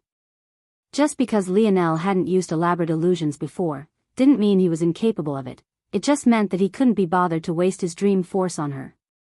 But since she wanted to continue to push and push, speaking as though she was on the same level as him, above him, even, he chose that there was nothing more to do than to properly put her in her place. Forever. Assimilation worked very specifically. It was best used with souls, but if Lionel wanted to use it on himself, there were restrictions, namely he had to be compatible with what he was assimilating to receive the best possible results. This didn't mean that he couldn't assimilate certain things, but rather that doing so would weaken them a large measure. For example, when he assimilated Lionel, the results were immediate and extremely powerful. But when he assimilated the force-canceling savant, it was much weaker, so much so that he had to be in direct contact with Anya's spear to dispel its strength. These restrictions were far lesser when he used them on actual souls, but he clearly wasn't a soul, he also had a body to filter things through. This was another reason why having a fully separated soul was such an advantage. It gave one the purest chances to be powerful. This aside, the combination of an illusion and Lionel's attack was far too much for Anya to handle. The moment he got into her range, her strength was meaningless. Everything his fist contacted dispelled her force. She didn't even have a chance to protect herself. When he looked toward the scholars this time, their reactions were fierce. This was exactly what he wanted to see. Clearly, they had known that Anya and Harmony were truly just a single person. This was none other than Anya's ability index, an interesting method of cheating death. However, this death right here was the truest death. There was simply no coming back. Rise. Lionel said coldly. Anya's ashes had barely dispersed when they were suddenly ripped out of the air, a powerful torrent of violet force rising as she took shape once again. A valiant soul of a beauty untouched by blemishes appeared, donning a Valkyrie-like armor that seemed to be the only like in the skies. My king. Anya's voice bellowed as she took a knee in the skies, her face filled with reverence. Every ounce of her holier-than-thou attitude had vanished, replaced by an undying loyalty to battle by Lionel's side until she drew her last breath. Lionel reacted coldly, looking down on Anya without a word as his flames flickered around his body. Even so, Anya didn't dare to look up, waiting for Lionel's motion to rise. Lionel, however, had his eyes set on the battle in the skies. Even the scholars didn't seem to be worth his attention. His father stood amidst a tide of enemies, his aura valiant and not weak in the slightest. He hadn't suffered even a single injury, but the armor of the Silver Emperor was beaten and broken. The 4 members of the great families all had blood trickling down the corner of their lips, and the emperors of the various races were in an even sorrier state, many of them missing limbs. Even against so many, he seemed to be in a league of his own, using nothing other than fists to crush all that were in his path. His laughter rang through the skies, his clothes without a single wrinkle and even his glasses remaining firmly upon his nose as though he was leisurely reading as opposed to fighting a battle to decide the fate of the very human domain. However, this sort of scene only made Lionel feel more agitated. Despite getting beaten back again and again, these people didn't show any signs of retreat. Even the arrogant Imperatress Anselma had simply fallen into silence, not saying a word. Lionel didn't know where this uncomfortable feeling was coming from. He simply wanted the world to burn to the ground. It was then that it happened. The skies split, a spear appearing for just a moment. The instant it did, it had already begun to collapse. It was clear that the laws of this world didn't allow it to exist, but the residual force that came with it didn't show any signs of slowing, the lag of the regulator unable to keep up with its speed. Velasco looked into the skies instantly, a wild grin on his face. He seemed to have expected this, his body glowing with a radiant bronze light.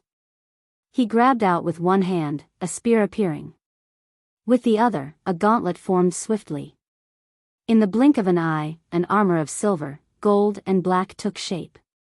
Even without the imaging ability of the ancestor Hito, this armor was projected all across the dimensional verse as though it was a constellation all to its own. The moment before Velasco's helmet took shape and his visor snapped down, whether by coincidence or not, he looked down at his son, a look that Lionel had never seen in his life appearing in that moment. It was a gaze filled with pride, but this pride wasn't for himself like it usually was.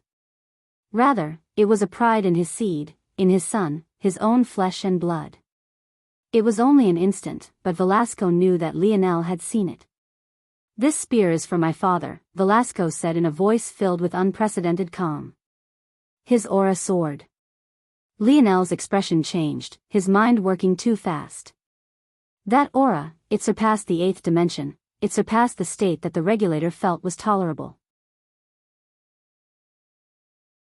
Velasco pierced out, the stroke of his blade more beautiful than anything Lionel had ever seen in his life. The descending force was torn to shreds, but Velasco's spear force continued, piercing through the veil of the skies and tearing toward the one that had attacked. A roar of pain echoed. It didn't sound human. It didn't sound demonic. It didn't even sound like it had come from the living. Golden blood flowed from the skies, dyeing reality in a sheen of death. The instant this blade fell, Velasco raised his head and laughed to the skies. One after another, black chains descended, slapping against his armor and cracking it. A second fell and his armor shattered completely. A third fell and his flesh and bone were nearly torn to pieces. It was then that Lionel understood. His father didn't have the same protections against the regulator that the four great families did, and how could he? The four great families were the ones that had created this world. His father was meant to be just another one of their pawns, a pawn that had broken free of their control. Until now. When the final chain fell, Velasco's spear shattered as well, but his laughter didn't stop. Coated in blood, covered in chains, he raised his hand with the last of his strength. "Son, watch closely."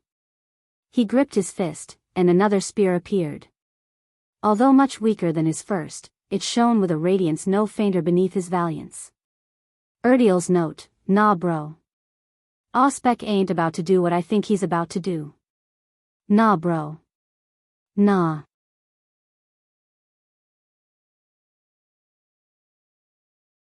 Chapter 2163. Published at 18th of September 2023 1:06 and 9 seconds p.m. Chapter 2163. Steady blade. If audio player doesn't work, press stop then play button again. Velasco raised his spear, his gaze red.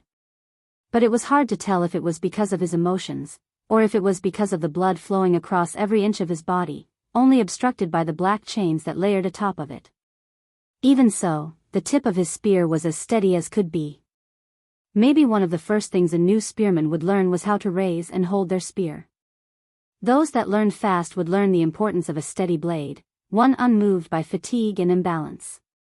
It was the foundation of the fundamentals, both the most basic and the most perfect. It could be said that there were absolutely no flaws in Velasco's form. When he raised his spear, the world itself grew steady as though influenced by his calm. The expressions of the ancestors and four great families changed. The Silver Emperor took action first, moving swiftly. His face as placid as ever, he didn't seem to notice the danger that stood before him at all, he couldn't feel the hidden sharpness or the soaring spirit. He moved like a puppet would, emotionless, uninspired, plain and ugly, a contrast so completely against everything Velasco stood for. Velasco took a step forward, his body swaying with weakness, but the tip of his spear just as steady. Velasco's spear and that of the Silver Emperor's clashed, the latter crumbling to ash. It was the simplest of stabs, but it tore a gaping wound in the Silver Emperor's shoulder, shredding apart the dominant arm on his spear. The others, broken and shaken, realized that they couldn't stand idly by. They didn't know what had happened just now, but if things continued like this, there would only be one path remaining for them. Velasco's laughter echoed when he saw them coming. The Silver Emperor was thrown back, a slight tremble of his spear nearly shredding him to pieces. He raised his spear with one hand and fixed his glasses with the other, the blood stain that appeared not seeming to impact his vision in the slightest. He moved with a complete lack of agility, a stumbling sort of inelegance that looked like a poor reenactment of a drunken fist. And yet, he swayed out of incoming attacks. His spear thrust forward once again, shredding through the head of the nomad emperor. The latter only trembled once before his head burst to pieces, his body collapsing to the ground below. Vexina of the cloud race crossed her fingers, her cloud figure raising higher and higher into the skies before she suddenly slapped down. Her palms seemed to layer atop of one another across time, fusing one another's afterimages until they suddenly snapped into place and attacked Velasco all at once. Velasco was too slow to react, his body stumbling and broken. He took the full brunt of the attack, but his lips remained in a grin even as more blood seeped through his teeth. He didn't even move, his back straight and tall. It looked as if even the emperors of the various races couldn't touch the hem of his clothing. But Lionel knew that this was simply his father's pride. He didn't want to give them the satisfaction. Even if it meant taking the full brunt of the attack, never being able to take advantage of his flight to disperse some of the strength, he would still take it head on. He was Velasco Morales. It wouldn't be these people who gained the right to see his weakness. Velasco's spear thrust forward once again, yet another simple thrust. The blade glided through the air in a steady stream. Like beautiful flowing water, moving with the grace of laminar flow, it appeared before the Empress' eyes, severing her face in two. Her head burst apart, falling to the ground below. The tail of the Rapax Emperor, Acerix, whipped across at Velasco's waist, its blade shimmering beneath the gold-clouded skies. It looked like he had every intention of shredding Velasco into two. Velasco was once again too late to react. The blade cut into his hip, ripping a path toward his spine and seemingly carrying the momentum to split through to the other side. However, just when it was halfway through, Velasco's body flashed with a bronze light. He once again remained in place, grabbing onto the tail with a steady hand. The expression on his features was one part mocking and another part sinister. He looked down on these so-called emperors from the bottom of his heart, the very depths of his soul. His hand squeezed down and pulled.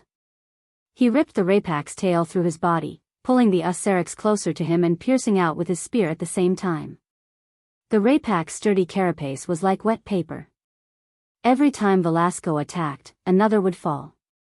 Every time he attacked, it would be the simplest of strikes. They didn't even seem to carry any force, but the world itself reacted.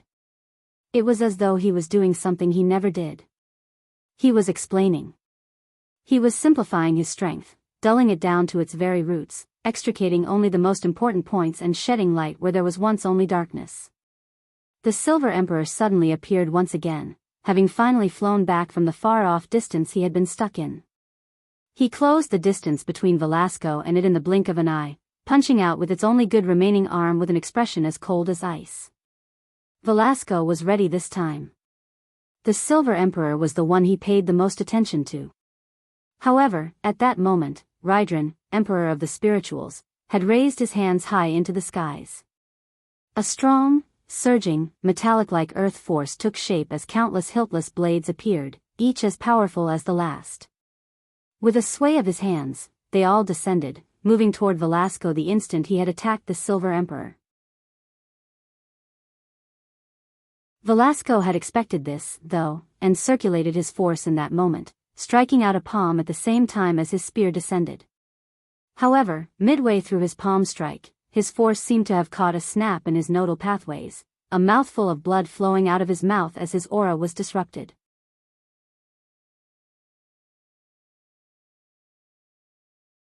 Chapter 2164.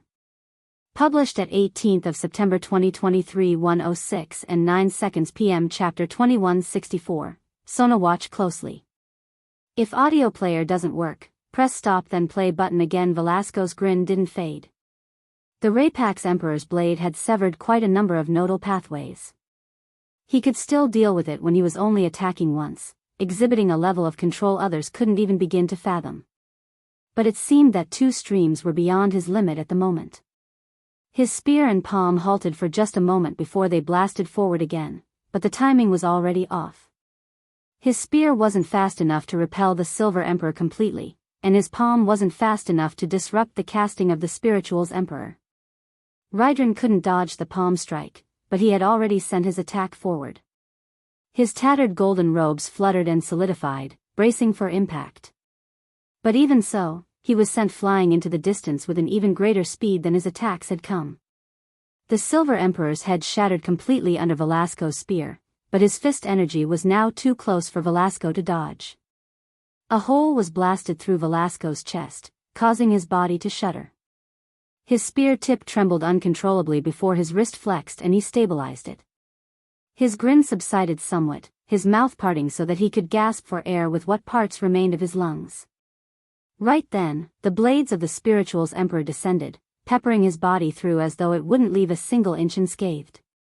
The four great family experts stood in the far-off distance.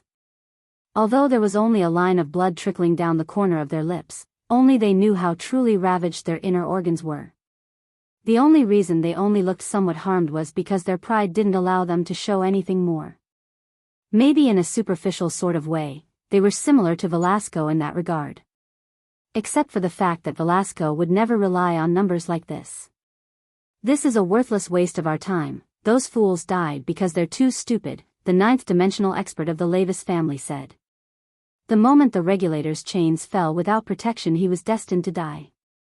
The only difference is whether it'll be in a few seconds or a few minutes.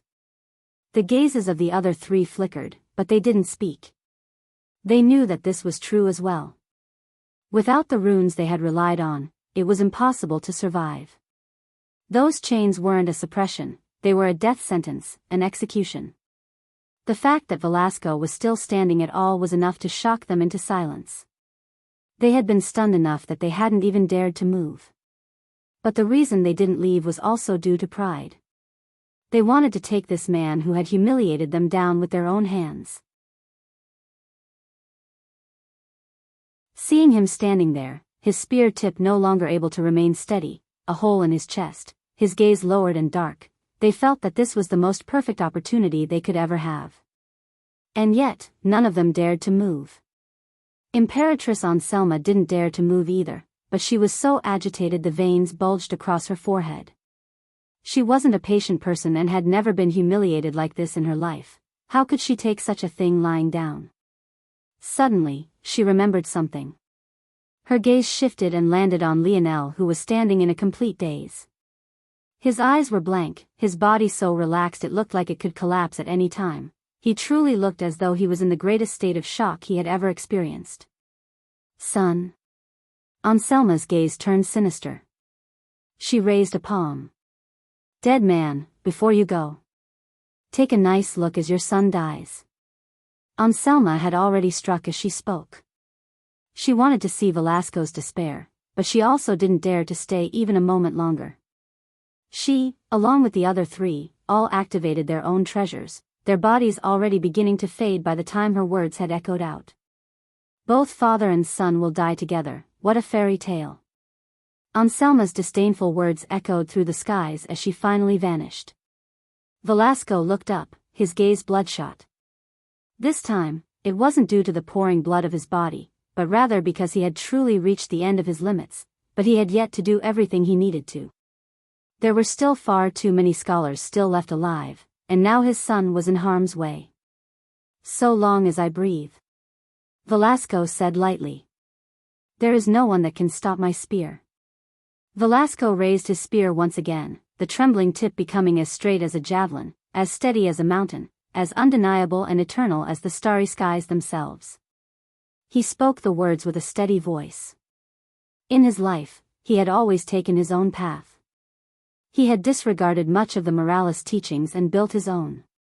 He had ignored the ways of the Void Palace and set out to see the world at his own pace. He had ventured across the dimensional verse and unearthed the secret of worlds. His blade was unmatched and his legend unblemished. The only shame was that he had been born in the wrong place. Even when it came to his spear, he had refused to take on his own father's teaching.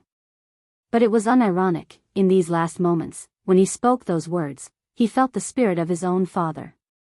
That beautiful sort of harmony of words, a symphony of syllables that caused the world to tremble one final time. So long as I breathe. There is no one that can stop my spear. Velasco thrust out his spear once more, his absolute domain expanding to the point it seemed to encompass the whole of the dimensional verse. Everyone, no matter who they were, felt the boundless vastness of Velasco's heart. It was imprinted into every soul. That unbridled arrogance, the confidence to stand atop of the world and to look down on everything, and most importantly, that fiery, undying will to protect his son. It wasn't just his spear that transferred through space this time, but even his body. His tall back appeared before his son as he thrust his spear one final time. His voice, spoken several minutes ago, echoed through time as well, filling Lionel's ears. Son. Watch closely.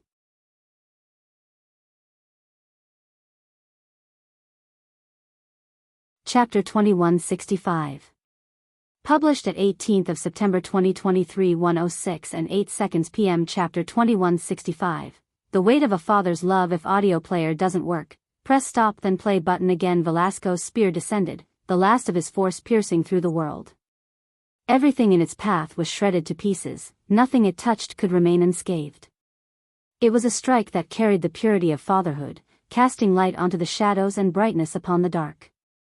Even compared to the strike he had used to kill King, Velasco knew that this was the greatest spear strike he had ever levied in his life.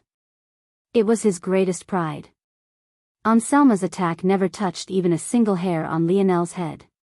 Velasco fell into silence, the last echo of his laughter filling the skies. His spear was steady, his back was straight. But at that moment, his pair of glasses, a pair that he had begun to wear the day his son was born, and did until this very day, fell from his nose, clicking as it landed on the ground below. At that moment, the seemingly normal pair of glasses began to flash with images. One after another, memories that even Lionel could only barely seem to remember began to play through their lenses. He saw his father pick him up with the biggest smile on his face. It was the first time he had seen his son. He had never thought that he would want children in his life, but he had actually found a woman that he truly loved, a woman that he respected, and she had repaid that trust with the most beautiful of little boys. He saw the absolute fury of his father after his innate node was taken away. His father, who never seemed to care about his safety at all, almost destroyed the planet entirely. If not for the pleading of his grandmother, and the state of sickness his mother was in after giving birth to him, having only just barely begun to recover after their trip, the Luxnick's family would have been wiped from the face of the earth at that time. He watched as his father got used to raising a baby on his own. This confident man, unmoved and untouched by everything, couldn't even seem to put a diaper on properly. He read the instructions again and again, looking back and forth between a small, giggling Lionel and the package in his hands, stumped at what to do. He could see the change as he grew older. He saw his father fighting with himself to be sterner, to be stricter. He bundled up his care and affection, storing it away. He bought Lionel his first bike and watched from the side, cross-armed and unmoved as the small Lionel tried and failed to ride it again and again, refusing to lend a helping hand. What Lionel hadn't seen was his father bandaging his wounds in his sleep, carefully cleaning them so that they wouldn't be infected, and changing his bandages so that they wouldn't bleed through. He watched as his father pored over dense texts, how he spent years in the lab, subordinating himself to scientists that he could have killed with the snap of the finger, all for the sake of learning a discipline that didn't exist in the wider dimensional verse, all so that he could fully design the vomit brew Lionel had drank every day for more than a decade of his life. The images flashed faster and faster, seemingly having no intention of stopping. And when they got to the end, they looped again, and then again, and then again. On constant repeat. Even after such a battle, they didn't have even the slightest crack on them. It was impossible to tell just how much effort Velasco had put into crafting them. These glasses were something that Velasco had created so that Alienor could watch Lionel grow up. Stuck in the Void Palace, there was no other way for her to experience her son's growth than to do this. At least this was what Velasco had told Lionel. But there was an obvious flaw in his story. Lionel's mother had long since left the Void Palace, and Velasco had long since left Lionel's side. So, why did he still wear the glasses that he clearly didn't need? Velasco's back was all Lionel could see. The vastness of the world around him seemed so minuscule in the face of his father's figure, completely meaningless and without the slightest sense of importance. "Dad," Lionel called out, his dazed gaze seemingly having regained some of its focus. He called out to his father, hoping that he would answer, hoping that he would turn around, hoping that it was another one of his practical jokes. Another voicemail prank, that was definitely what it was. He just decided to up the ante a little bit because he was getting too good at seeing through them. That must be it. "Dad. It's not funny, the joke is played out." "Old man." Lionel reached forward and touched his father's back, pushing forward. His dad didn't budge even an inch. Strong and steady, an ancient mountain unmoved by wear and tear. But when Lionel touched his father, he felt like a jolt had been sent through his body. He looked down at his palm, a thick, sticky liquid dripping down it. It felt as though he had dunked his hand into a bucket of red paint. He couldn't even see a single inch of his own skin. There was just blood and more blood, endless and continuously flowing without pause. "Old man, I swear to God, if you don't turn around right now, I'll never talk to you again." Lionel had never been so enraged in his life. He had never reacted to his father's pranks like this. Even after he made fun of him after his and Anna's breakthrough, he had at most smiled bitterly. But right now, he was truly enraged. This was too far, much too far. He grabbed his father's shoulder and pulled hard, but he still didn't move. Lionel spun around his father's body, his expression livid, but his lip trembling uncontrollably. It was then he saw it. That indifferent smile. Those pride-filled eyes. That spear as steady and calm as the surface of a lifeless lake. There was nothing else. There was no breath. No light. Lionel's world crumbled. His tears fell, his gaze turning entirely crimson. A banshee-like screech echoed across the dimensional verse, the void battlefield shattering into countless asteroid-sized pieces of rock. Erdiel's note, sighs.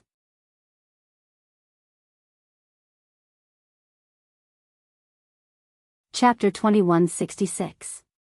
Published at 18th of September 2023 1:06 and 7 seconds p.m. Chapter 2166, Die. Die. Die. If audio player doesn't work, press stop then play button again. Lionel's roar was akin to nothing that had ever been heard before. The pain and devastation were undeniable, but it was more than just that.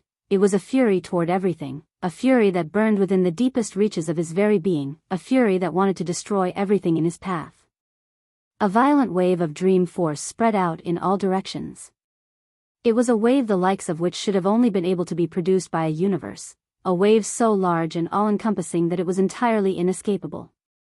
That was the most shocking part of it all.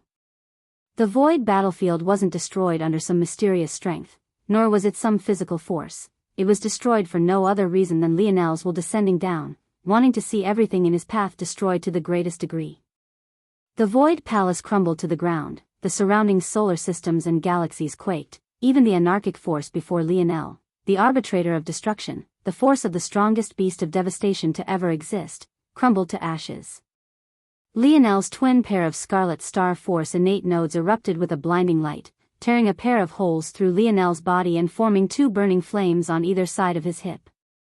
Cracks began to appear in his skin, jagged and grotesque, and colored in red and gold.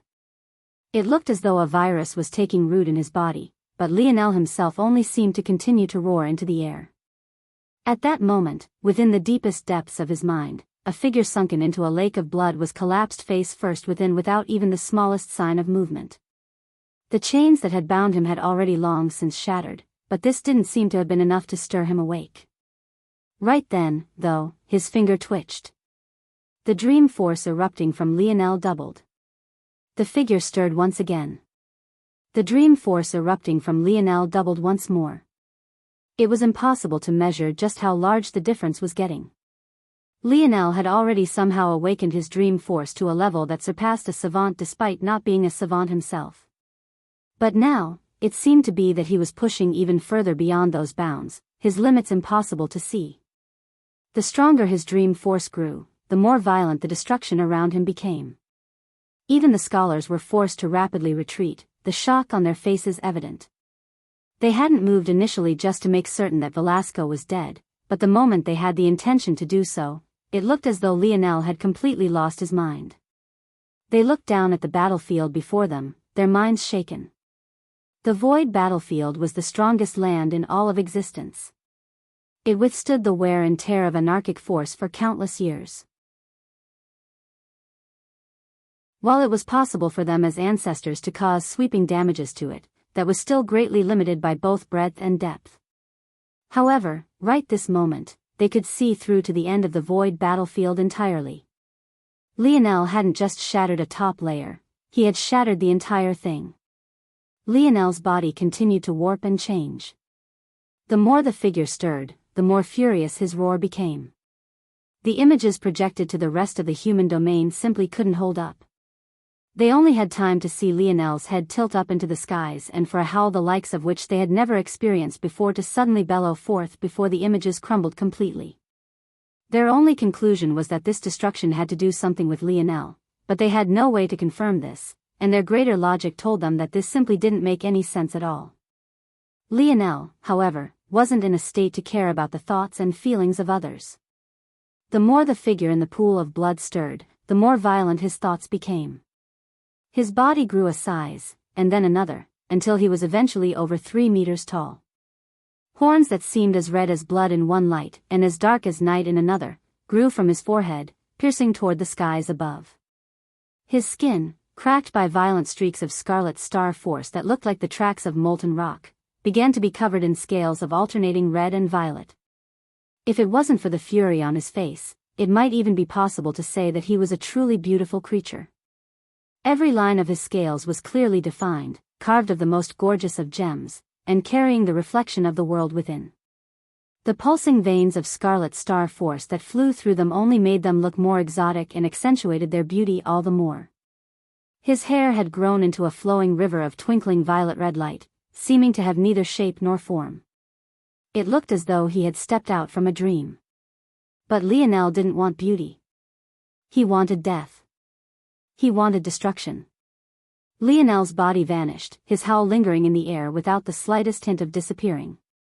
The scholars felt their hearts jump into their throat, but it was already much too late. They didn't even realize when Lionel had appeared before them. It was as though he had always been there, as though he had twisted reality to make it so. He didn't need to move, he just needed to change reality into what he saw fit, and it would be. His claw swung out in a slapping motion and caught the jaw of a scholar that tried to dodge. The strength behind his swipe was so fierce and all-pervading that the scholar's head twisted on his neck, not stopping until it had completed 3 revolutions. By the time he had fallen to the ground, dead, Lionel had already appeared before 4 more scholars, killing them all as though he was shredding trash apart. Die. Die. Die. For every word he spoke, yet another planet in the far-off distance would crumble to ashes.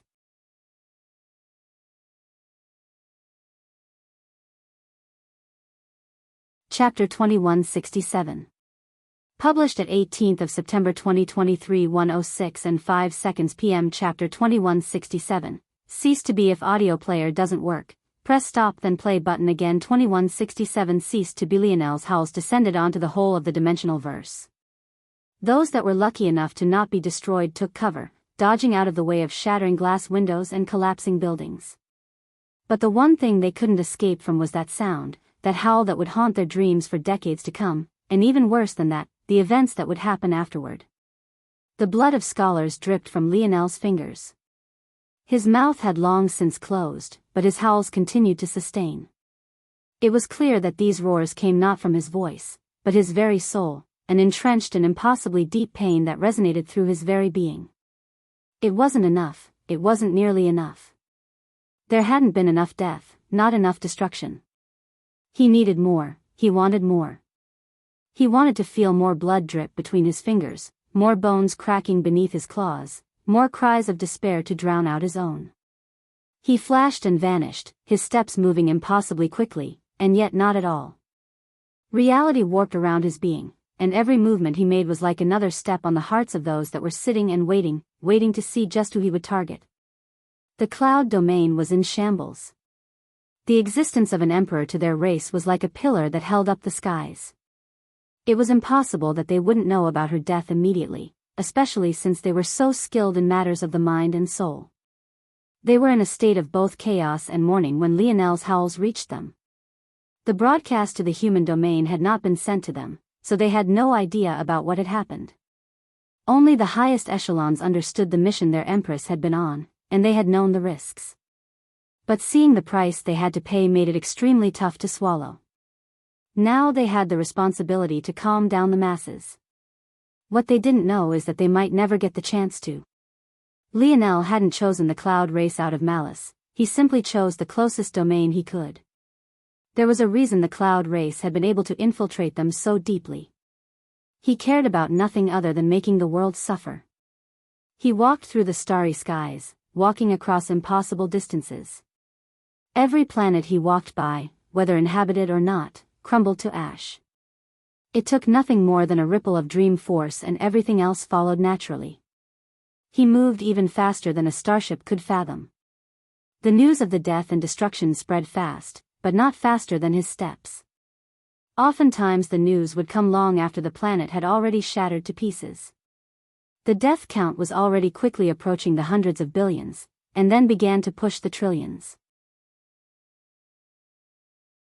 These lower-level planets simply didn't stand a chance against him, and the barriers that protected lower-level worlds from higher-level existences entering them seemed to be entirely useless against Lionel.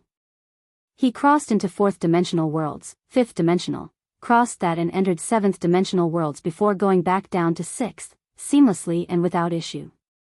The world was his to command. The eighth-dimensional world of the cloud race quickly got word of what was happening, their expressions warping violently. They didn't know about Lionel, they only believed that Velasco had survived and was now seeking revenge. However, the who didn't particularly matter. Their race was taking devastating losses every minute that this continued, they had to do something. But their preparation didn't mean a single thing. Lionel appeared in the skies above their capital, his howls growing so loud that many died just from the sound itself. It discriminated against no one, laying waste to everything in its path. Many died with their ears and eyes bleeding, their internal organs shattered to pieces. Dozens of ancestors began to appear in the skies one after another, many more rushing in from other worlds in order to close in on the gap. Lionel raised his hand. His scarlet star flames roared out of control. He was enveloped in a ball of fire that expanded wildly. It surged out in all directions as the fine seals on his second Scarlet Force innate node completely shattered, forming two enormous ninth-dimensional innate nodes in each one of his kidneys. He didn't even need to face the members of the cloud race. He fell like a meteor, crashing through their planet and straight to the core of their world. His flames erupted like a roaring tempest, taking over the magma veins of their world and causing all of their volcanoes to erupt all at once. The ancestors rushed after Lionel, but an eighth-dimensional world wasn't something that even they as ancestors could ignore. Lionel using their natural phenomena to attack them was like killing two birds with one stone, destroying their most important world and killing their most valuable citizens all at the same time. The eyes of the cloud race ancestors went red, but they didn't realize that this wasn't Lionel sparing them, nor was it him avoiding them because he couldn't face them. They were too used to being infallible, they didn't realize just how much danger they were in. Until it was too late. They weren't able to react at all when it happened. All they saw was a sea of red, and then the life that they had been so proud of was entirely snuffed out. Lionel's shadow appeared within a surging geyser of magma. His fist was raised into the air, but it was already on its way back to his hip as his second pierced forward. The speed of his punches felt both slow and somehow impossibly fast at the same time. Every time he punched, another flare of red gold would form, burning the bodies of the surrounding ancestors to ash. He punched again and again, even after they had all died. He was entirely relentless, his furious howls echoing through the skies. That day, the cloud race of the dimensional verse ceased to be as it was once known.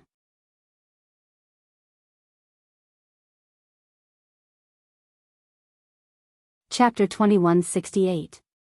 Published at 18th of September 2023 1:06 and 4 seconds p.m. Chapter 2168, Two Suns.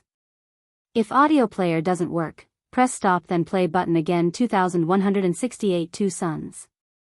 The shock of this matter wouldn't truly settle in until much later. It was simply far too unfathomable, and worse than that, it was almost impossible for news to spread from domain to domain. While the cloud race had infiltrated the humans, this was a very rare instance of taking advantage of a very unique talent. However, there was one matter that couldn't be hidden, a matter so shocking that it wasn't a mere simulation that would be astonished, but rather the entirety of the Cataclysm Zone. Or, more accurately, the vast bubble. The location was deep within the vast bubble, a region where only powerhouses could hope to step foot. The deeper one was, the more powerful the demonic attacks one would face would be. These sorts of places were rife with resources, but there was only a collection of a very few that would dare to step into this territory. This place was one where the four great families thrived, the Brazinger family, the Lavis family, the Aderna family, and the Critus family. Soon after vanishing, it was this location that Imperatrice Anselma and the others returned to. This was the place they called home. But what they didn't expect was that the phenomena of golden blood filling the skies that had taken hold of the human domain and the void battlefield would be even more exaggerated in this location, so much so that even they, who were quickly replenishing their strength as ninth-dimensional existences, suddenly felt far too suffocated to breathe. Their expressions changed one after another because they knew exactly what this sort of thing meant, but they couldn't bring themselves to believe it. It was unfathomable to them, something that they were entirely unwilling to accept. It was a true death. When one entered the ninth dimension, they would practically become infallible to all others except other ninth-dimensional existence. But even then, a ninth-dimensional existence was extremely difficult to kill, so much so that they had to be classified in terms of false deaths and true deaths. A ninth-dimensional existence was more than just their being, they were also the sum of their comprehension. Given enough time, it was possible for a ninth-dimensional existence to regain their life slowly, even though their consciousness was indeed dead, or rather, in this case, dormant. This would be considered a false death. But, when that line was crossed, and there was no return at all, it would become a true death, a death whereupon there would be no coming back, no slow retrieval process, no chance at survival. When this happened, all the sum of what a ninth-dimensional expert had been would be released back to the universe. The strength of such an existence was truly unfathomable, especially when they reached a certain level that allowed them to look down upon even most other ninth-dimensional existences. There should have been only two ways to kill an existence like this and force them into a true death, and both of those ways should have only been related to a single existence. A regulator. Either such an existence had to offend a regulator in some way, or they had to be attacked by a person who could circumvent or supersede the rules of a regulator, but such existence were either legend or acting in small bubble worlds. In reality, the death of such an existence was a great boon. It would give many others a chance to rise. But to the four great families that wanted to be in control of everything, this was the worst-case scenario. And for more reasons than just this. A supreme of the human race had just died, and not long ago, the final seal on the barrier had shattered. The vast bubble was on its deathbed. They all paled at once, because they also came to another realization. The person that had died, there couldn't be such a coincidence in this world. There was no doubt that this person was King, the strongest expert of the vast bubble, an existence unfathomable to them and the only reason they would lower themselves to enter that small world. The creator of the Dream Project, the man who loomed in the shadows of the Dream Pavilion, a bestower of abilities, a man even called God by others, had died to the single spear of such an insignificant existence. They had seen the spear strike. They had seen the blood. They had heard the cry of pain and unwillingness. However, the legend of this man was so firmly imprinted into their hearts that they never once considered the idea that he might die. At the very worst, an extremity of his was injured and he had roared out in humiliation. But dead? Their bodies shivered from head to toe. Such a man was killed by a single spear stroke, one stroke of the blade, a single chance in an infinitesimally small window of opportunity, all at the hands of a man who had been forced to suppress himself at the eighth dimension and only suddenly broke through in that one brief instant. How was this possible?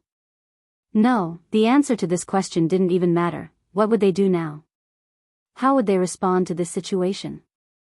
The demons were already coming, demons that they couldn't even fathom defeating. The so-called rankings that they had formed were nothing more than a political plow to trick the smaller families of the vast bubble to believe them to be infallible, the only existences at the very top. It was what the great families were best at, manipulating public opinion and pulling everyone along on puppet strings. But now the real demons were coming, the truest of the demons, the most powerful of them. And the one man that should have been their frontier of hope had died. To a single spear? The plight of the vast bubble took a shuddering pause as they came to a realization. Velasco had never cared about them. They were entirely insignificant in his eyes. He had only wanted one thing, revenge against the man that had killed his family. At that moment, a howl filled with grief and indignation echoed through their reality and they shivered from head to toe. The first son they had enraged had killed their greatest expert. And now his son after him, even though they didn't quite realize it now, would become an even worse nightmare than the first.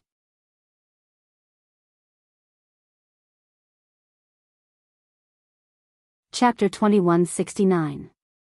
Published at 19th of September 2023, 12:49 and 28 seconds p.m. Chapter 2169. Possible? If audio player doesn't work, press stop then play button again. Blood dripped from Lionel's claws. A sea of beasts stood before him, but there was a single one that wasn't prostrated to the ground, quaking in fear. Beasts always had a higher sensitivity to certain things. With their intelligence being lower on average, they relied almost entirely on instinct to reach the level they had. But that was also their downfall. While they were more instinctual and thus speedier in improvement, they, who should have been maybe the greatest challenge to Lionel, couldn't even raise their heads. They bowed them low to the ground, not even looking up as their hearts were ripped from their chests, as their heads were severed from their necks, as their blood was forced to run in reverse and their inner organs ruptured within their bodies. Every step Lionel took, millions would die. By the time he had walked through to the end of the beast domain, he had no idea how many he had killed, nor did he care. But his steps showed no signs of stopping, entering the nomad race domain with those very same slow and yet impossible fast steps. It was as though nothing in this world could stop him from massacring all that there was. The nomad race, being the third furthest away, had already felt that something was wrong. After their emperor had fallen, they had been alerted as well and were quickly trying to deal with and handle the situation. When the howls began, their entire population was shaken and it made it much harder to control the situation. How could the common nomad not believe that the end of the world was coming? First their emperor had died, and now they were facing an unknown enemy whose enraged howls made their blood curdle. They sent out scouts to gain an understanding of the situation, but without fail, each and every single one of them died, whether it was a mere seventh-dimensional existence, or a monstrous existence of the eighth dimension, it was all the same. It was then they understood just the level of danger they were in. Rather than being caught off guard like the cloud race had been, they hurried to evacuate. They didn't have full information on what had happened, but the snippets that they had caught from the messages sent back by their people was more than enough for them to understand just the kind of monster they were facing. The faces of those of the upper echelon warped. Not all of them had been on board with the actions of their emperor, but he was too much stronger than them. Usually when he made a decision, they could only nod along. None of them had thought that such a decision would put their race on the brink of annihilation. But that was the harsh reality facing them all. Gregwin, that is enough nonsense. I told you to go, so go. Gregwin, the little prince of the nomad race, was speechless. He had never been reprimanded like this in his life. He was usually quite a laid-back person, and hadn't done much even during the domain war, but he was a genius for a reason. When he saw his race losing in such humiliating fashion, the first thing he had wanted to do was go out to seek revenge. But before he could do that, he was sent back here. And then, before he could even get over the first humiliation, their entire race was evacuating? To where exactly? This was their home, their domain. What the hell was this? Unfortunately, he didn't get a chance to say anything more. With a wave of the ancestors' hands, he was sent away with the others. As for where, even Gregwin wasn't aware. Not long after he disappeared, the ancestors stood in the skies with those that had chosen to remain. It was simply impossible to evacuate everyone. They knew quite well that their people were still being massacred. Those from 4th, 5th, 6th and 7th dimensional worlds simply didn't stand a chance even if they had chosen to evacuate. This sort of humiliation wasn't something that they could forget even given an entire lifetime. As such, they had chosen to remain behind. Whether to appease the rage in their own hearts, or for the sake of hoping that their deaths would appease the monster that was coming for them, both seemed like viable reasons for these old men and women to hold their heads high. And then they saw it. They didn't know what they had expected. They had thought of the legend of void beasts and thought that maybe one had gone on a rampage. They had also considered Velasco, thinking that the failure of their emperor was tied to his success and willingness for revenge. What they hadn't expected was for the creature before them to be so beautiful, so utterly mesmerizing. If it wasn't for the blood that ran from its claws, they would have felt like they were in a wonderful dream, one they didn't want to extricate themselves from. However, this wasn't a dream. It was nothing more than a nightmare. The ancestor that had sent Gregwin away didn't even have time to blink once before he found 5 bloodly claws running through his chest, pinching down and ripping out his ribcage, lung and heart. He collapsed to the ground, his consciousness fading. He could only barely listen to the horrible screams of the men and women he had been by the side of for countless centuries. He could distinctly remember each one of their faces with each one of the cries he heard, his chest pulsing even without his heart. That sort of pain went beyond just a physical organ. But then he heard that howl once again. It seemed to fade back into his consciousness, and he wondered if his own pain could match up. Their emperor had gotten involved in something he never should have, and it seemed that their race would have to pay the price for it. The eyes of the ancestor flashed with unwillingness. This sort of monster, could their descendants hide from him? Was that even possible? The Realm Breaker.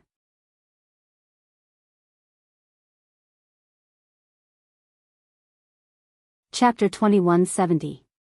Published at 19th of September 2023, 12:49 and 26 seconds p.m. Chapter 2170. Rational. If audio player doesn't work, press stop then play button again. Lionel dropped the final skull from his hands. It looked so small in his palms, so insignificant. His head tilted up to the air. The white of his eyes had become entirely violet, his irises a deathly sheen of crimson. His face looked just as demonic as the rest of his body, his vision sharper than it had ever been. The ancestor was right to worry. It only took a moment and a single glance for Lionel to see through what he wanted to see through.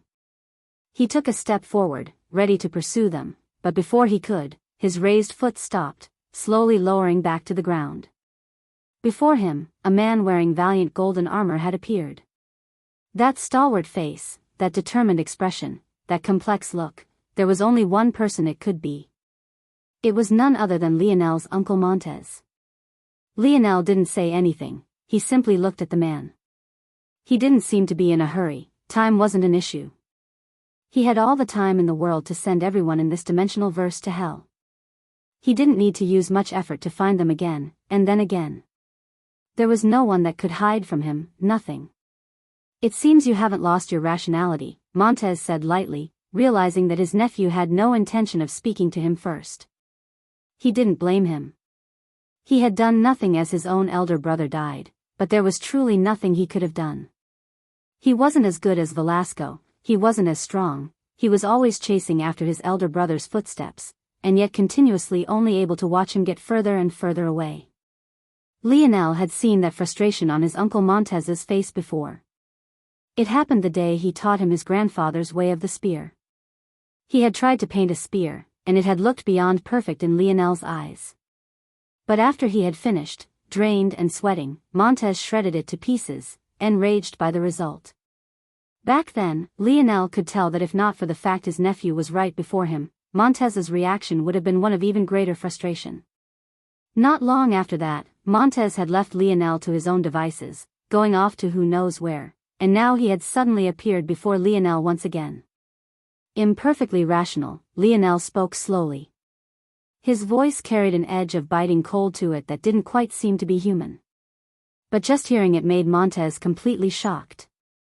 He had truly thought that Lionel had completely lost his mind, even the echo of the howl still reverberated in his ears. Just to stand so close to Lionel, over 50% of his force was used to protect his orifices so that he didn't vibrate to death. But this made the reality worse than he had originally thought. He thought that maybe he could try to risk his life to wake Lionel up, or maybe help him to awaken enough rationality to stop this madness. But reality was very much different. Suddenly he understood. The closest domain to Lionel hadn't been the cloud race at all. In reality, it was the human domain. If he had lost his mind, why would he go to the cloud race first and now the human domain? If all he wanted to do was kill indiscriminately, what point would there have been in going so far away? He had never lost his mind at all, he wanted to kill, he knew exactly what he was doing, and he didn't care much about the innocence of those that fell beneath his blade. Lionel, you're killing women and children. So what? Lionel asked. Montez didn't know what to say. He had never been good with words. Someone like Lionel was already far beyond him in this regard. The only saving grace was that it seemed that Lionel didn't have any intention of killing him, but even that was still up in the air.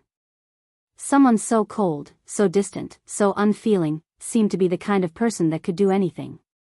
Why not just target those responsible? I've heard about what you've done in the past before. I know the kind of young man you are. You gave up the chance of having 2 ability indexes all for the same because you saw the humanity in the child of another race. What you're doing now is not like you. Wrong. I didn't kill that child because the ability was worthless to me. I had no need for it. It served me no purpose, no function. The trash of the Void Palace would never be able to match up to me regardless, and it was more worth it to gain a favor from the Rapax than it was to obtain something I didn't need. Montez was shocked by these words. Looking into Lionel's eyes, he didn't know how much of it was true and how much of it was nonsense. But what struck him was that Lionel didn't seem like the type that would lie in this sort of circumstance. What would be the purpose? Montez shook his head, gritting his teeth. He was on his back foot.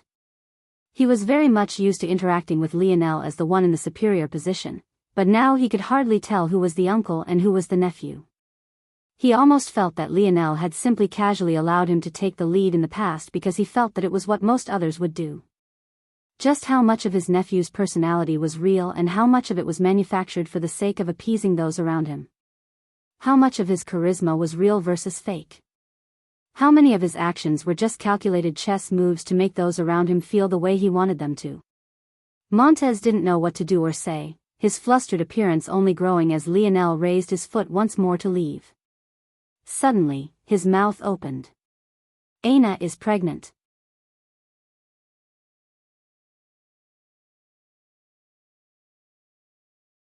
Chapter 2171. Published at 19th of September 2023, 12:50 and 40 seconds p.m. Chapter 2171. If audio player doesn't work, press stop then play button again. Chapter 2171. Your son. In a deep crevice of the shattered void battlefield, a man laid beaten and broken. He continuously coughed up blood, but he found it very difficult even to move a single inch, let alone escape from this place. He had fallen into a fold of reality, albeit on purpose. He knew that his only chance at surviving was to do this. The regions between domains were quite volatile, and with the destruction of the void battlefield, the only real stabilizing force, it became even worse. These so-called folds of reality weren't just pockets of space, or else there was exactly zero chance that Lionel would have missed a chance to kill this man. That was because this man was none other than the emperor of the spirituals race, Rydran. It had to be remembered that folds of reality were the substance used to protect lower-level worlds, and they were also what were used to keep third-dimensional and yet to mature worlds away from the devastation of the wider dimensional verse. In doing so, the dimensional verse was able to keep things organized and separated, and the regulator was able to maintain its control. This wasn't a normal fold of reality, it was one found in the void battlefield. It was stronger than most and it was highly layered. Rydran had allowed himself to fall through 3, nestled within one another.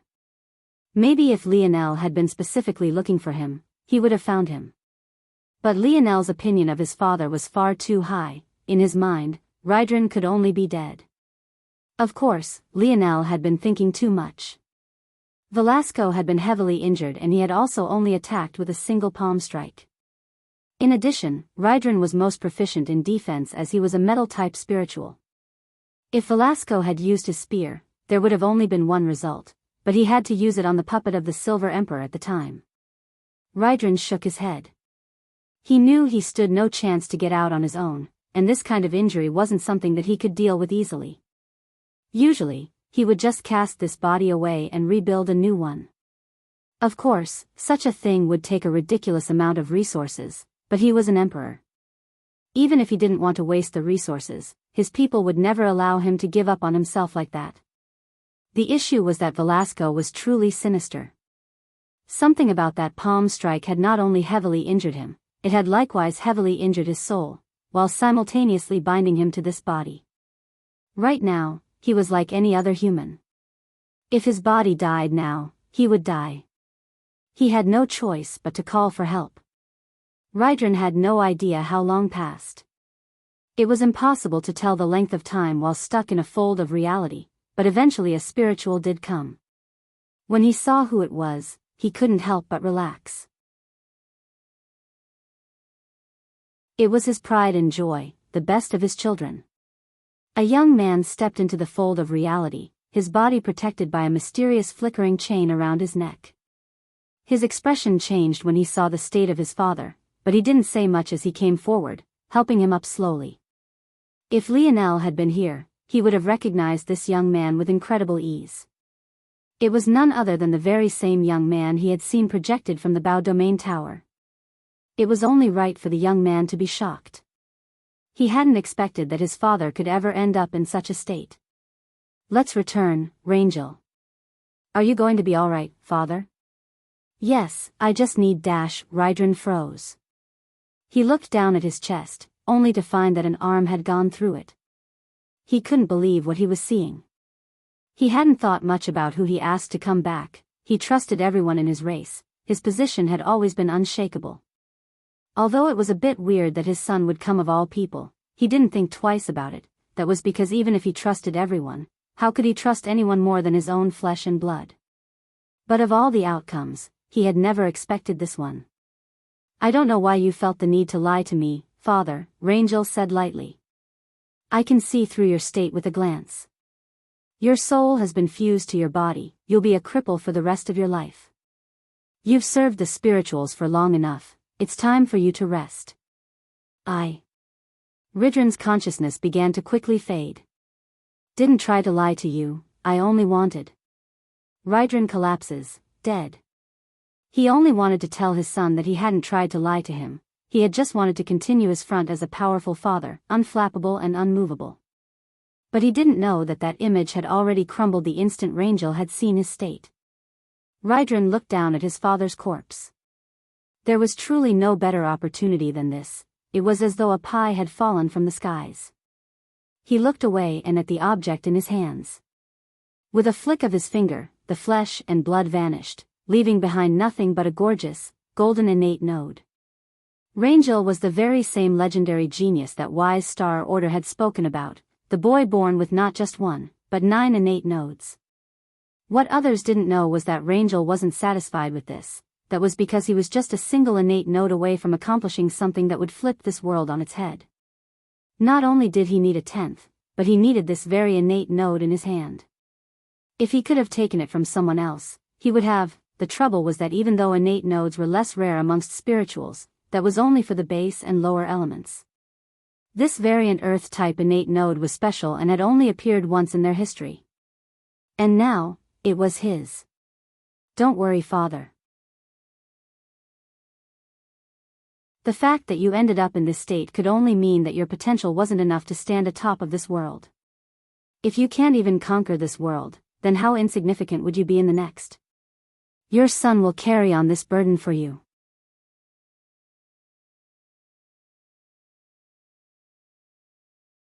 Chapter 2172. Published at 19th of September 2023, 12:50 and 40 seconds p.m. Chapter 2172. If audio player doesn't work, press stop then play button again. Chapter 2172. Better lie. Lionel lowered his leg once again and looked toward his uncle. He didn't say anything for a long while, and neither did Montez. It was completely silent, the scent of blood raising through the air as the countless corpses continued to bleed out. "I can give you another chance to come up with a better lie," Lionel said lightly. Montez's lip twitched, but he didn't know what to say. He knew nothing about Aina's ability. In fact, the last time he had seen Aina was the last time he had seen Lionel. He had never actually been to Earth before, and when he first met Lionel, it had been nothing more than a projection. As such, when would he have even had a chance to see Aina recently at all, let alone know before Lionel that she was pregnant? Montez had been around the battlefield when everything happened. He felt that Velasco was too arrogant even to the point of disrespecting their own father by refusing to take on his legacy when he was clearly so much better suited for it than Montez himself. But how could Montez not understand the inner turmoil within Velasco? There was a point in the latter's life where he didn't care about anything other than gaining his father's approval. The truth was that despite the love that Montez and Velasco had for their own father, he hadn't been the best parent. The loss of their mother had led Ishmael down a road that seemed to have no reward at all, and though he never directly took it out on his two boys, he drifted away and apart from them until the day they received news of their death. Montez and Velasco reacted very differently to this news. Back then, Montez had only been in the sixth dimension. His progress was so much more similar to the Cataclysm generation than it was to his genius of an elder brother. He couldn't do anything but lash out and rage within the confines of his own home. Velasco, however, had strength, true strength. He left without saying a word and began to rampage, shedding blood all across the human domain.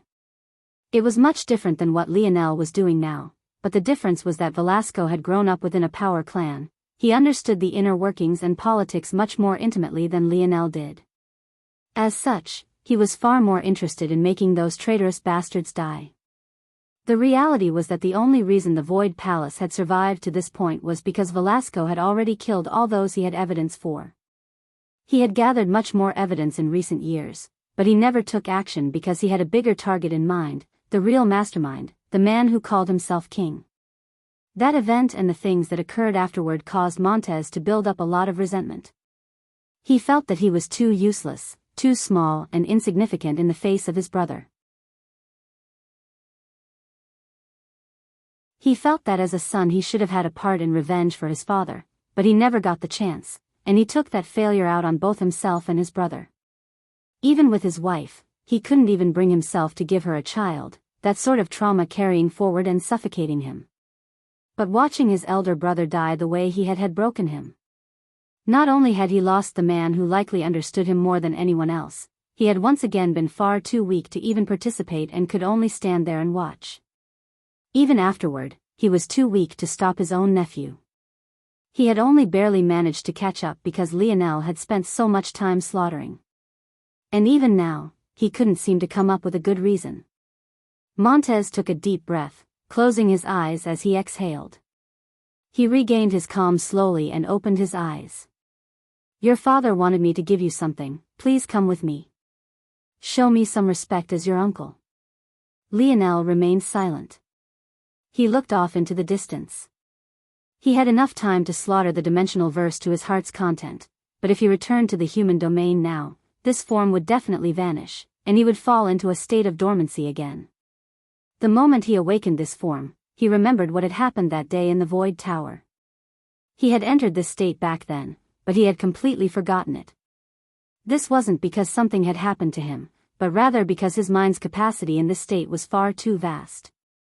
If his mind out of his state was a grain of sand, the current him was an entire beach. Just a single second of thought was more than what he had pondered upon his entire life in his other form. As such, when he reverted back, his mind didn't have enough space for all of that information, so it was completely forgotten by him. His best understanding was that this was some sort of latent, hidden lineage factor within himself that he couldn't fully access. He didn't feel that this was just the nature of the lineage factor. Rather, he felt that someone had messed with his body, causing it to be like this. His first thought was his father. After all, that time he passed out in the Rapak's nest, Aina had told him that his father had done something to his body. But he wasn't so sure, and after seeing his uncle in this state, he realized that his skepticism was correct. Lionel raised a hand, and his uncle's body suddenly flew toward him. Montez's expression changed, but it was already too late. Lionel's claws ripped through his chest, tearing by his divine armor as though it wasn't there at all, and piercing his heart from 5 locations all at once, squeezing down without mercy. Occasionally missing content, please report errors in time.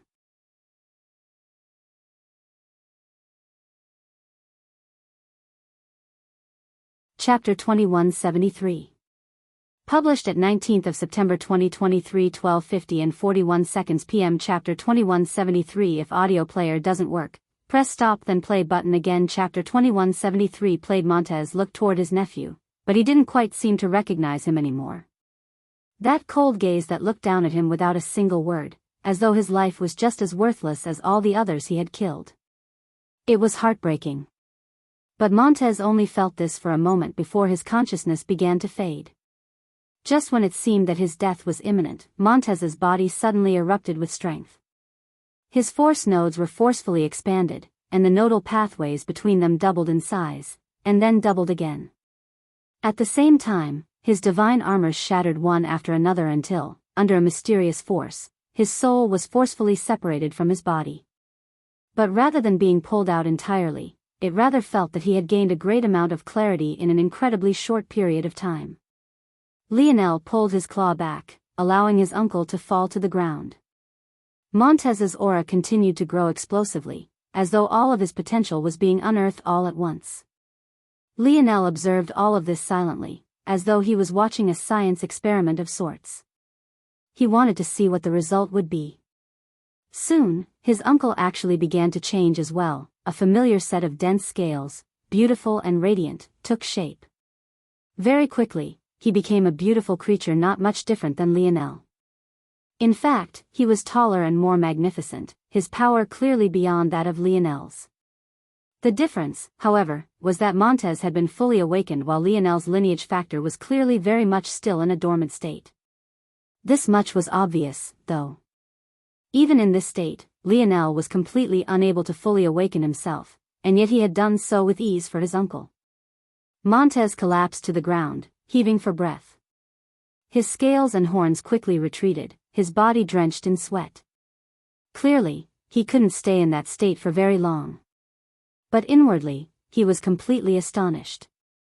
He kept his divine armor activated for every second of his life, rarely taking it off.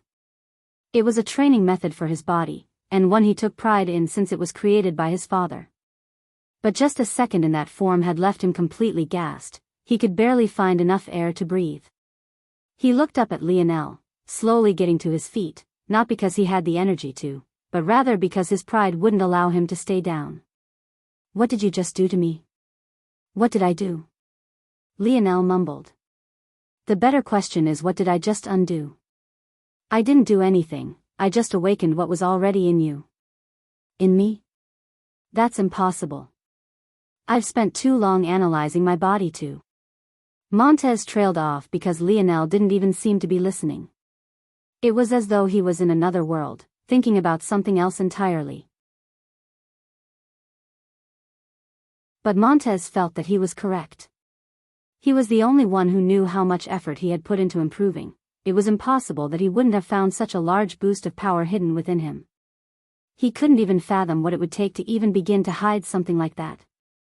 It wasn't as though the body was a vast and endless plane. There was a limited amount of space within it, and often one's talent was decided by how efficiently that space was used. And yet, I've heard of a demon race, one that's physically extremely powerful, and yet they prefer to use their minds to mess with people.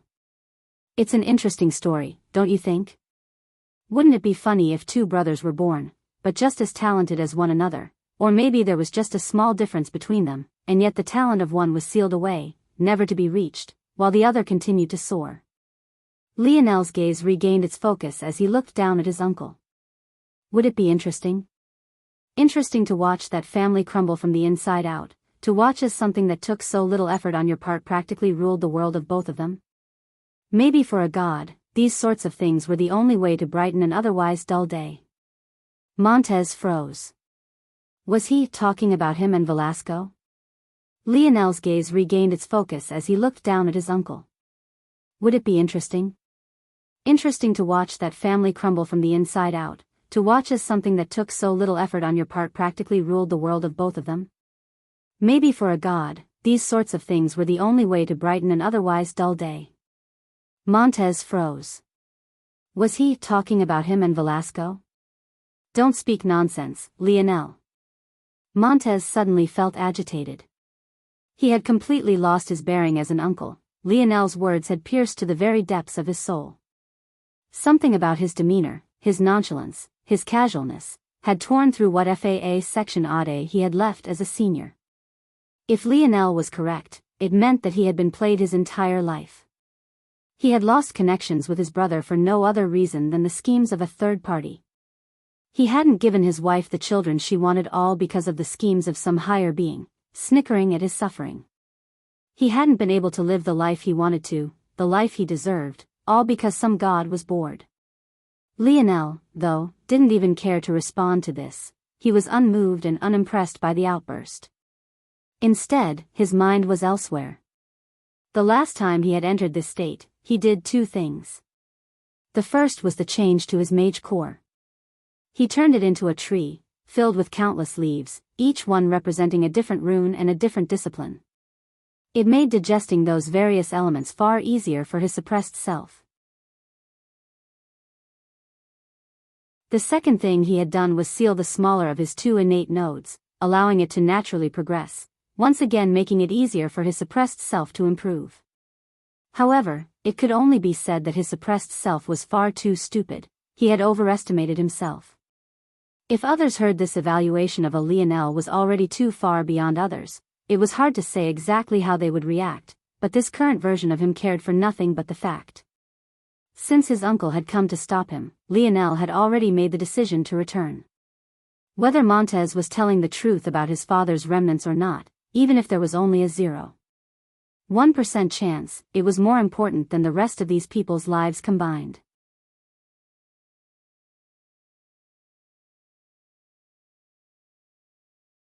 Chapter 2174. Published at 20th of September 2023 1:17 and 30 seconds p.m. Chapter 2174. If audio player doesn't work, press stop then play button again. Chapter 2174. Bonus. He had decided to return. As far as he was concerned, whether he had this form or not, even if he forgot everything about entering it, it wouldn't make a difference.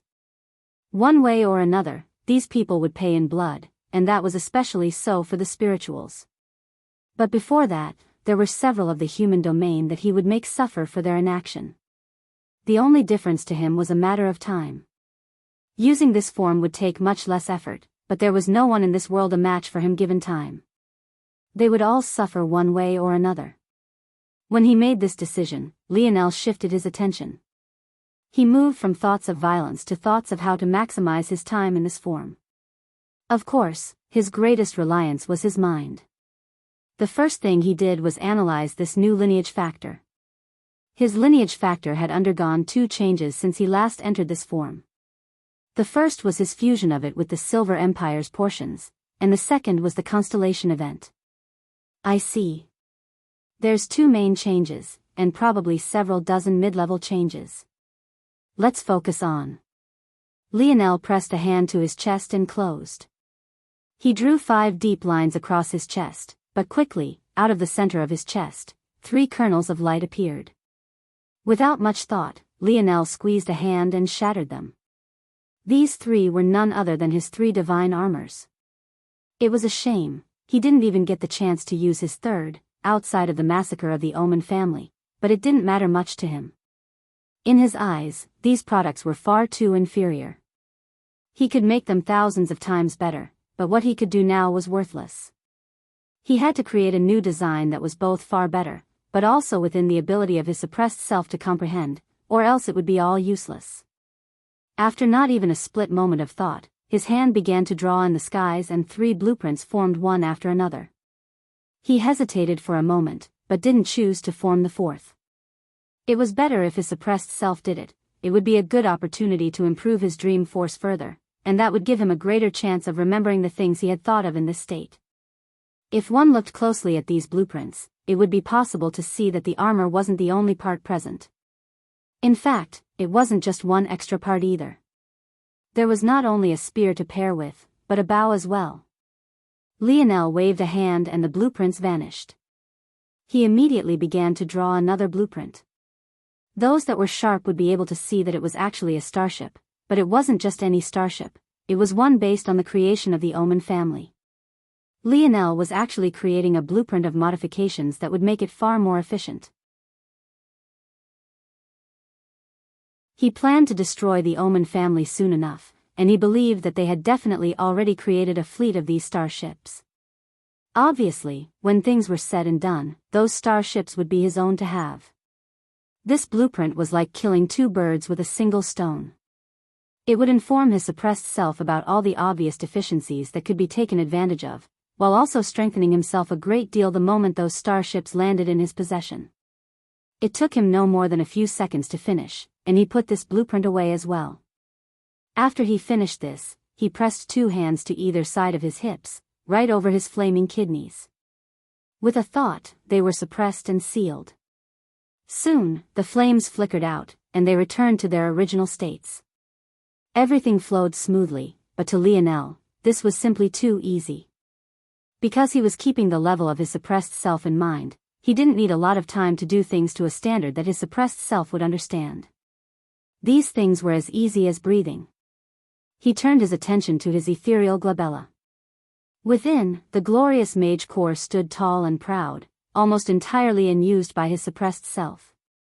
It was astonishing how dense he could be sometimes, but there wasn't much he could do about it.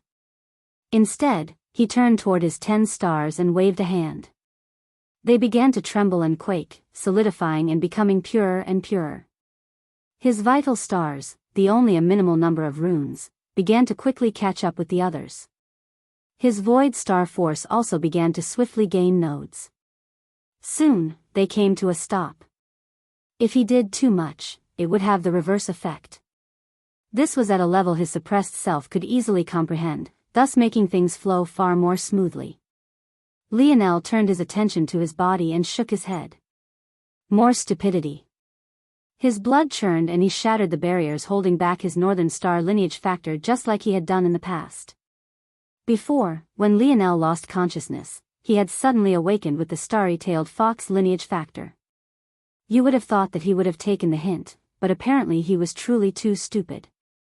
While it was true that a lineage factor could suffer without having the appropriate paired techniques, the gap between a 7th-dimensional lineage factor and a peak 8th-dimensional one was so large that it didn't matter, especially when 2 peak 8th-dimensional ones could interact and benefit one another greatly. Unfortunately, he didn't have any golden tablets to reach the true pinnacle of these 2 halves of the Northern Star lineage factor, but this would have to be enough. The roar of a majestic tiger and the proud shadow of a deer with fur as dark as night and eyes as bright as the starry skies appeared. The tiger had gorgeous white fur and stripes of the brightest gold.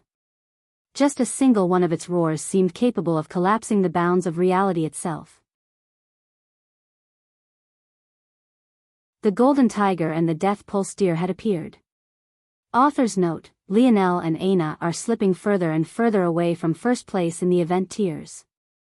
I was going to wait until later to say this, but if we can make it to first place overall by the end of the event, I was going to upload 4 chapters a day again for a 5-day period, so essentially 5 bonus chapters. Anywho, let's just try our best. Erdiel's note: author is talking about the main character event on WN. You can find it by logging into your account if you have one, and vote with coins on your fave MC and FMC.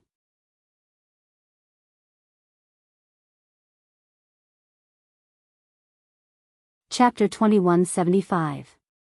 Published at 20th of September 2023 1:17 and 32 seconds PM. Chapter 2175. If audio player doesn't work, press stop then play button again. Chapter 2175. Goth strength in Lionel's body seemed to reach another level, but his reaction was quite benign. He didn't seem to care very much at all.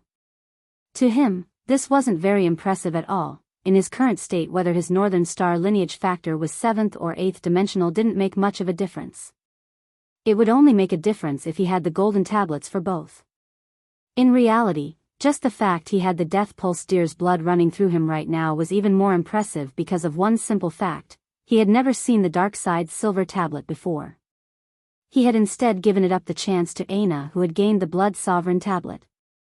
So how did he have the death pulse deer bloodline now? The answer was quite simple: Anya. After he had lost himself to rage, Anya's souls had been shattered. She was completely unable to withstand that kind of force, and he didn't care to save her either. However, all of his souls had an undying character. They wouldn't die unless he wanted them to, but that was reliant on his stamina and his intention. After Anya had died, he vanished. The kernel of her soul, or the root that could be used to allow her to resurrect, was with him. He just hadn't made any attempt to deal with it. However, just now, he had used Assimilate on it, and then, he had used Breathe, the third and final monstrous ability of the Emperor's Might lineage factor. Assimilate allowed one to fuse a soul construct with an external item, or fuse a soul into oneself to gain its abilities. Either one worked, though the second had far more restrictions under normal circumstances. However, Breathe was very different. With Breathe, someone could take a soul, sacrifice an item, and give it life again. This life, however, was very different from the normal, as this soul would remain highly loyal. This was akin to gaining a death sworn by one side, and the most important part was that they were far more permanent than the original 24-hour period that limited a rise. Although, the more powerful the soul, the more powerful the sacrifice required. However, there was a second method of using Breathe, and that was similar to the second method of using Assimilate. By using Assimilate and Breathe in unison, Lionel was able to sacrifice a portion of himself in order to give himself the permanence of Anya's ability. In the end, he had chosen to sacrifice the Aurora Panda bloodline within him. Of course, there was a very important issue here. How could he sacrifice an inferior bloodline in order to gain a much stronger one? And that was where the genius of the current Lionel came into play. The potential of the Death Pulse Deer was already within Lionel's body. What was missing was the catalyst. Normally, that catalyst was the comprehension and use of the silver tablet, but with Anya's soul, he didn't need to. He just needed to catch a small spark of the Death Pulse Deer lineage factor. Once he did, he could catalyze the Northern Star lineage factor within his body to force it into being. The short of it was that his Aurora Panda bloodline indeed wasn't enough, but what it was enough for was causing a small fuse to be lit, and before this fuse burned out, Lionel stimulated it with the rest of his bloodline, forcing it into being. This matter was explained quite simply, but if this was explained to others, the amount of awe they would experience wouldn't be small in the slightest. Lionel had essentially casually figured out a workaround for the need of the tablets. It had to be understood that these tablets weren't just existences used to bestow power, they were also used as a means of control. You weren't meant to be able to access the next unless you were of a certain standard. Without reaching this standard, you would never be able to touch upon this level in your entire life. This was what the Umbra family had experienced until Lionel gave them the bronze tablet of the dark side Northern Star lineage factor. And yet, in just a brief few seconds, Lionel had already figured out a method to circumvent this without even the slightest of effort. He had just broken a code that had left countless generations helpless with little trouble at all. And yet, he didn't seem like he was done. The three-headed panda construct that had once been so strong for Lionel had already begun to fall by the wayside. This was the reason he was using it less and less recently. The self-created techniques that he had formed and that paired with it so well were too casually constructed. His Lotus domain, for example, was created off the back of a low-level research paper from the Void Library that the current Lionel felt was nothing more than trash. Its construction was shoddy and it didn't have staying power at higher dimensional levels. He could do much better. Whether it was the Golden Tiger or the Death Pulse Deer, they both had exceptional combat prowess. Lionel had already taken this into account when he had created the blueprints for his divine armors.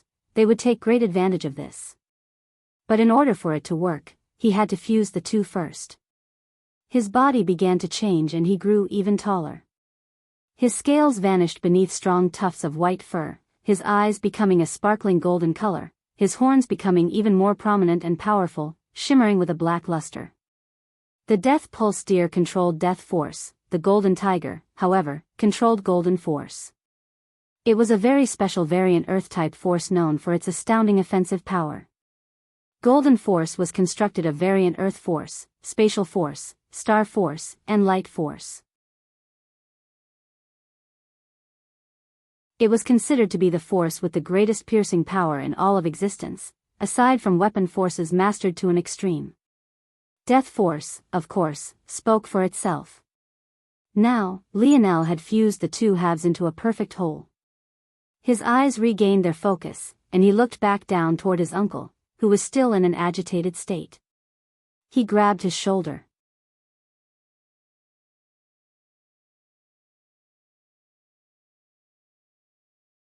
Chapter 2176.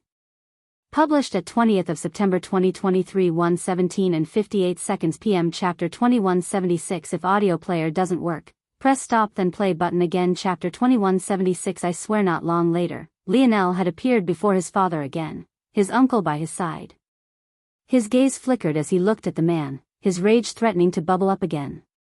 Montez's gaze flickered with its own complicated light. The words that Lionel had spoken had truly weighed heavily on him. His relationship with his elder brother had once been very good. If he thought about it, it was indeed his fault that it had reached the state it had. He clenched his fist. "I swear I'll kill whoever did this to us." Although he thought this, the amount of self-blame was palpable. He didn't say anything for a long while, and it was only after he felt the coldness emitting from Lionel that he remembered how things had reached this point. He actually hadn't been lying. Velasco had indeed left something behind. The only lie was that it wasn't exactly meant for Lionel, although it would benefit him greatly. "Your father." Val said that after a ninth-dimensional expert died, there would be a great phenomenon. The land they stood within would gain a great boon, even more beneficial than a world entering the eighth dimension. Depending on the strength of the expert, it might even be better than a world entering the ninth dimension. I didn't have much of a reference for that until recently, but if he's right, the change would be enormous. Do you know why there isn't a phenomenon here? Lionel wanted to hope, but his uncle's eyes painted a completely different story. There was truly no use in him having hope. His father was indeed dead. Your father has always been a selfish man. How could he allow others to benefit from his death? Montez opened Velasco's shirt with shaking hands and revealed a necklace. He slowly took it off and handed it to Lionel. "Give this to Anastasia. Tell her that Val said he always keeps his promises." Lionel's jaw clenched as he took the necklace. It looked as though an entire universe was spinning within the gem that hung from it. In this state, he could vaguely remember some things. Back when he had lost to Amory, Anastasia had nursed him to health, swearing about how he was holding her back and how he was just as useless as his father. She had also mentioned something about his father promising to bring her back to the ninth dimension, implying that she had once been there before. What happened to Anastasia? I'm not sure, but when she fell into father's hands, she was already heavily injured. But after Val lost himself to rage after father's death, Anastasia fell even further, descending to the point that she was barely at the third dimension anymore. She even had to fall into a deep sleep. Your father was slowly nursing her injuries until he left her to you. Montez hesitated for a moment, but in the end, he decided to speak. Your father has been very powerful for a long while. Back then, he had already broken free of the restrictions of the world. Lionel frowned. You're wondering why he died this time, but not back then? I think you're already smart enough to know the answer. Montez looked down at the necklace. Suddenly, Lionel understood. His father had already broken free of the restrictions of this world, but if he had continued to do so, he would have died that day. He probably relied on Anastasia to avoid punishment back then, causing her to be heavily injured and almost die. Thinking about how angry Anastasia was when his father hadn't come to say hello after so long, Lionel felt he understood his father even deeper than before. It wasn't that his father was so aloof, he didn't want to see Anastasia so that she would remain angry, continuing to ignore him. That way, when he acted this time, she wouldn't do something as foolish as trying to protect him again. Because this time, if she really dared to interfere again, she really would die. Lionel clenched the necklace in his hand. Without a word, he sent it into the segmented cube and crushed it before Anastasia could understand what happened. A large amount of energy rushed forward. As though the skies were filled with golden blood, what once were blue and expansive became bold and beautiful. Anastasia rushed out, seemingly focused on something in the lab. She looked into the skies in a daze before her senses extended outside of the finger sleeve Lionel always wore. She had indeed not been paying much attention, but when she saw the state of the void battlefield, and then rewound the events play by play, she froze. Her little face became ghastly pale, and her big, larger-than-life blue eyes reddened. Even the adorable little blue cloud that made up her lower body darkened, rumbling with arcs of lightning. Her aura surged, quickly approaching the pinnacle of the eighth dimension and then shattering a path through to the ninth, but this only caused the tears she was holding back to spill forth. Idiot! Idiot! Idiot! Her small body rushed out of the finger sleeve, her little fists pounding against Velasco's body. Unfortunately, Velasco's body had already lost all of its strength. The power holding up was no longer there, the necklace having already been taken. Anastasia panicked when the body began to fall, forgetting all about the huge amount of power at her fingertips. She bawled her eyes out, helpless and weak before the changes. Lionel took a step forward, barely catching his father's body before it crashed, catching it. His gaze carried a frigid cold within them, looking off into the distance. He seemed to peer through the veil of reality, looking toward the enemies and marking each one of them in the heart. Whether it was the invaders, or the cowardly humans who remained on the sideline. I swear I'll kill them all. Lionel barely had this thought himself before he too collapsed, his body exploding with clouds of blood.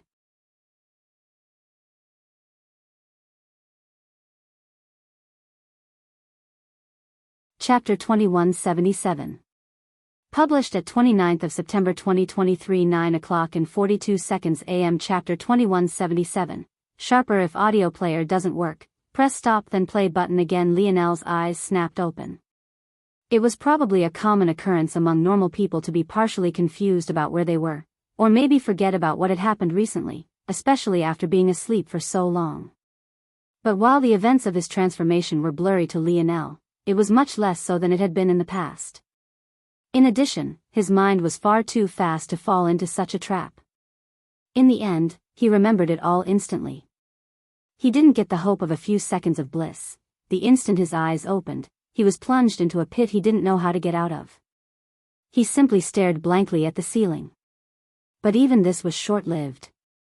Not even a few seconds later, Lionel stood to his feet. He had work to do.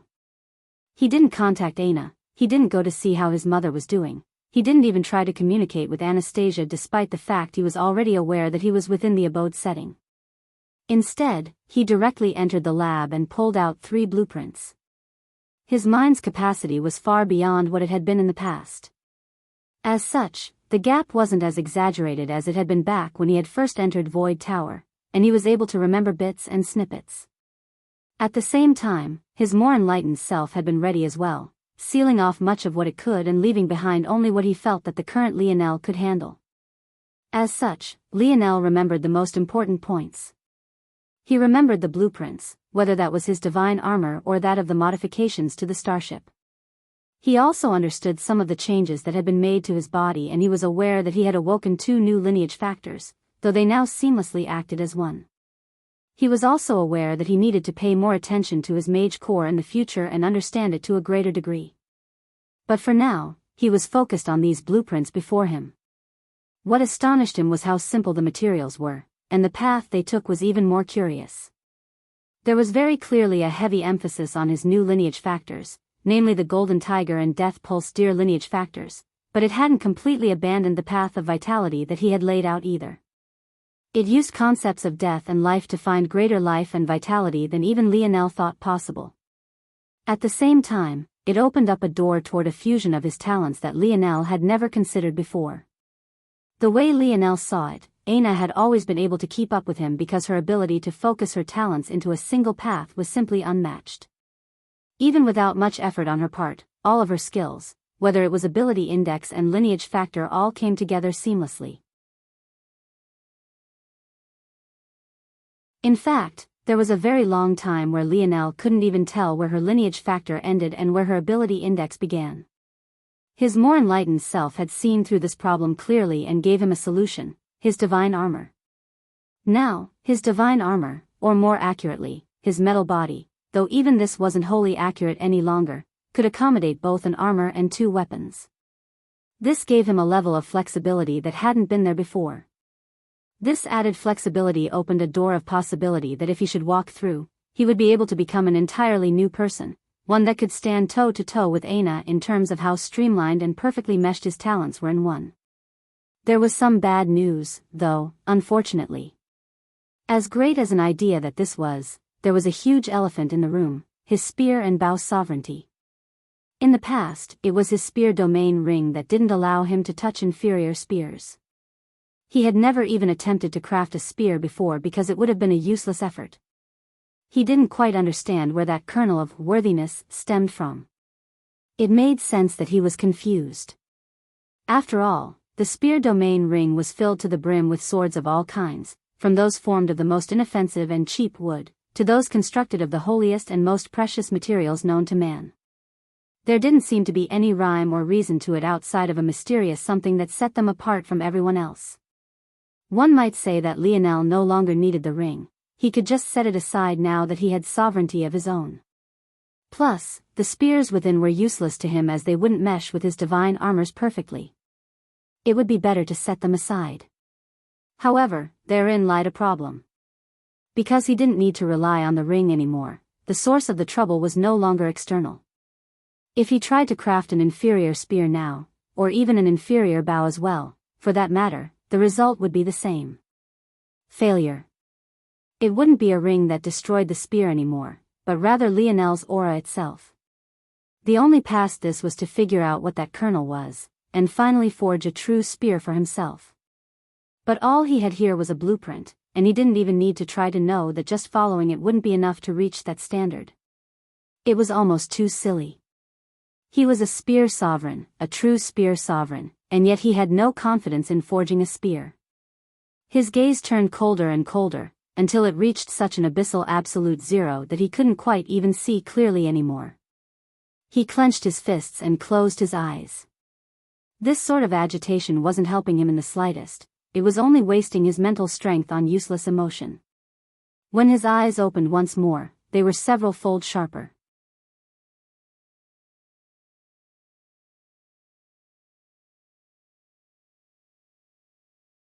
Chapter 2178.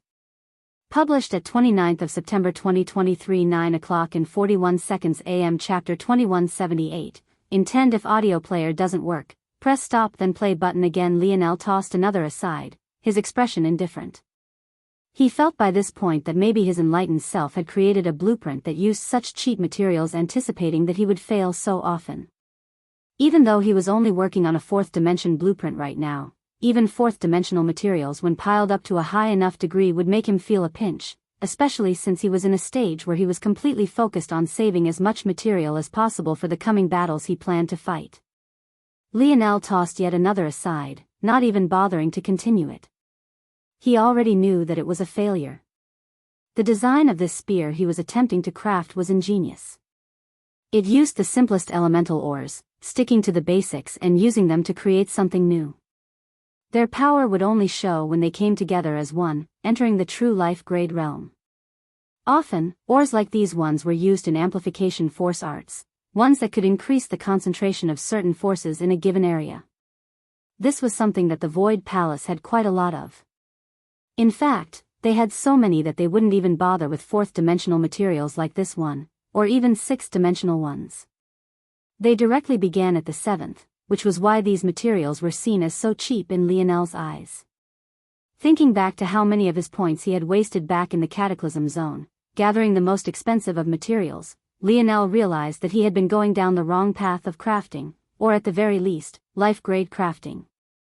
Life-grade crafting was meant to create new life from the materials that forged it. The more dominant the material, the more resistant it would be to change. Using high-class, high-level materials was actually the antithesis of what he really wanted, and he was actually holding himself back. That wasn't to say that you weren't allowed to use high-class materials, but the issue was that he had overstepped his bounds in some respects and underappreciated himself in others. He had overstepped his bounds in the regard that he had only just entered the life grade, he could be considered a fledgling to the discipline. What right had he earned to already be working with the best materials already? As for how he had underappreciated himself, one only had to ask one simple question. What point was there in using the highest class materials of the fourth dimension? What about the fifth? Or the sixth? It had to be remembered that the entry of the life grade by many was seen to be the eighth dimension. This wasn't a coincidence. After one entered the gold grade, it didn't matter how great the materials were, even if one used ninth-dimensional materials of course. Only if you were able to refine such materials despite only being in the gold grade there wouldn't be a qualitative leap in terms of treasure strength unless one understood the concepts of the life grade. This was to say that materials less meaningful at the lower level of the life grade. How could it matter much whether you used a low-class or a high-class fourth-dimensional material when your aim was the life grade anyway? It was a waste of effort. It was better to simplify things, to go back to the basics, to choose materials one comprehended to their very roots and bring out the best in each and every one of them. Go back to the basics, bloop. Lionel's fingers flickered, and little Tolly went into action, moving with swift speed. Lionel's action seemed far sharper, and his true spear sovereign aura towered. He thought back to what it would take to forge a wooden spear, carefully picking out a branch, checking its sturdiness, letting it dry, then carefully beginning to carve it with a knife. Each one of your strokes would carry your intent, the thought of forging a spear. Was it long enough? Was it sturdy enough? Was it flexible enough? How did it feel in your hands? When using a metal spirit to forge an item, it was easy to forget these things. You were detached from the material, the spirit becoming the medium of your efforts, and disconnecting you from the process of the spear's creation. In such a situation, how could you gain access to its truest strength? How could it feel the dignity of a sovereign? At that moment, Lionel understood. He was trying to form a life-grade spear. The life grade represented new life, a new creation. If he just threw the materials together, following the blueprint, would this new life-grade spear even have the understanding that it was now a spear? Or would it feel that it was a rod? A glaive maybe? Lionel had always had this question in his mind. There were many so-called spears in the spear domain ring that looked a lot more like other weapons. Some looked like glaives, some could be separated into two pieces and wielded like twin swords, some looked like tridents. Even his favorite spear in recent memory looked like nothing more than a long black rod until its foggy blade took shape. So, what was the separation? What decided what was a spear and what wasn't? The answer was obvious now that he thought about it. It was the intention. If he wanted to create a life-grade spear, he had to have the intention to do so from the very beginning. But that begged a question. Why were there bronze, silver, and gold-grade spears within the ring, then? There were even black-grade spears as well. But Lionel felt there was an answer to this too, and it was related to the reason why the higher in quality one went, the further one traveled into the spear domain ring, the more spears of these higher caliber could be found. Lionel retrieved little Tolly, and a pulsing light radiated. The roar of a tiger and the proud prance of a deer king echoed, flashes of light and dark piercing outward. He had succeeded.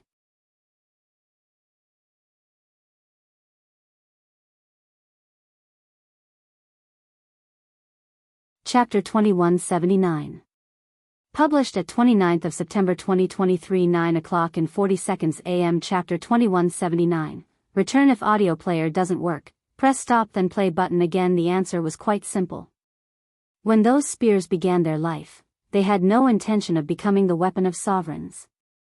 It was only after a long journey, and a life by their side, that they evolved and entered the state they were in. However, most normal spearmen probably couldn't even notice how special they were. Even Lionel couldn't grasp it, until now. Holding his forged spear in one hand, Lionel extended his other, and a wooden spear appeared. Lionel remembered this stinger-like spear quite intimately. It was the second ever spear he had gotten from the spear domain ring, the first having been destroyed due to his carelessness. Usually, the spear domain ring could repair damaged spears, but this was only up to a point his first spear had passed, unfortunately. This spear, however, was owned by a female spear master. She was quite crafty in her bearing, and the way she used a spear was light and agile, quick and sharp. She had taught Lionel a lot about cautiousness and precision in battle, not to mention cleverness. Without even noticing, she was probably a large reason why Lionel's battle style had become the way it was, even aside from the state of his ability index. It was one of the spears he was most familiar with, intimately so. And yet, in his hands right now, it felt completely different. It had soul, it had heart. He casually pierced outward, and the spear seemed to sing. Lionel stood in silence for a very long time. That feeling, he had seen it before. His father's last spear strike. It was much weaker, by an impossibly wide margin, but he was certain that they shared the same roots. At the same time, his spear force, which had been at the third layer, transcended to the fourth, faintly touching upon the next level. That spear strike that had taken him 333 strokes to complete could now be executed casually by him. If he executed his spear dance, he might be able to take a half step into the impetus state, a level of strength that was practically an infinite distance from the fourth layered state.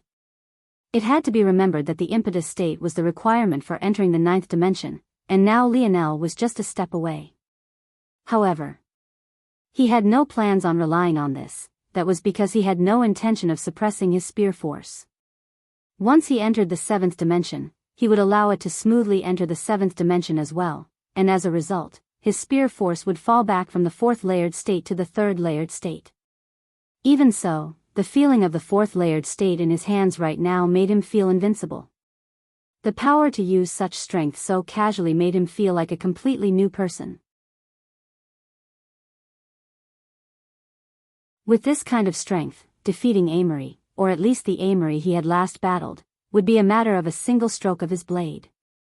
Even if he entered the seventh dimension, he wouldn't suddenly weaken, he would probably actually become a slight margin strong. After all, the gap between the sixth and seventh dimensions would make up for the gap between the third and fourth layered state. Lionel slowly put the stinger spear away and gripped his self-created spear. It was truly beautiful and it radiated a unique aura. It felt better in his hands than any spear he had ever touched, as though it was created for him, and that it was. It sparked with what looked like muted lightning, its shaft filled out with hexagonal scales that shimmered with a golden light between their bodies. Its blade had a dark gold body and its sharp edge was like a radiant black light, even looking somewhat purple and ethereal. The next progressions of the spear looked similar. The only real difference was that the fifth-dimensional one was 3 meters long and far more flexible, similar to a wind spear he had used in the past. As for the sixth-dimensional one, it was 4 meters long and had twin heads. Now that Lionel had succeeded with one, he was far more confident that he would succeed with the others. He closed his hands tight and the blade disappeared into his body, a shuddering strength shooting within him as the fusion process completed. He had never experienced this before when fusing, or rather, the effect was always minimal. But this time, it felt as though everything had changed. Without much more thought, he began to work on the others, moving swiftly as though he didn't have time to lose, and he truly didn't. Every time he thought about his father's final moments, the fire within him burned fiercer and fiercer. He wanted to destroy everything, to watch the world burn. That fire spurred him on, and he worked faster and faster. In just a day, he had finished all of his armors. To his surprise, no one had come to bother him, but he also didn't mind. He preferred it this way. He didn't want to socialize, to speak to others, it would only delay his revenge. After he was finished, he entered a pod even though he didn't absolutely need to. He had rather done it because he knew exactly what kind of workload was facing him. Once he finished modifying the starship, he would start making plans to return to the Morales family. But the kind of return they expected was most definitely not the one he would give them. However, before he even thought about that, he would most definitely enter the seventh dimension. Of all the kernels that his enlightened self had left for him, this was probably one of the more important. If he had to find a key to enter the dimensional cleanse trial world, and then wait for the other keys to be found and everyone to be ready to enter, who knew how much time would pass?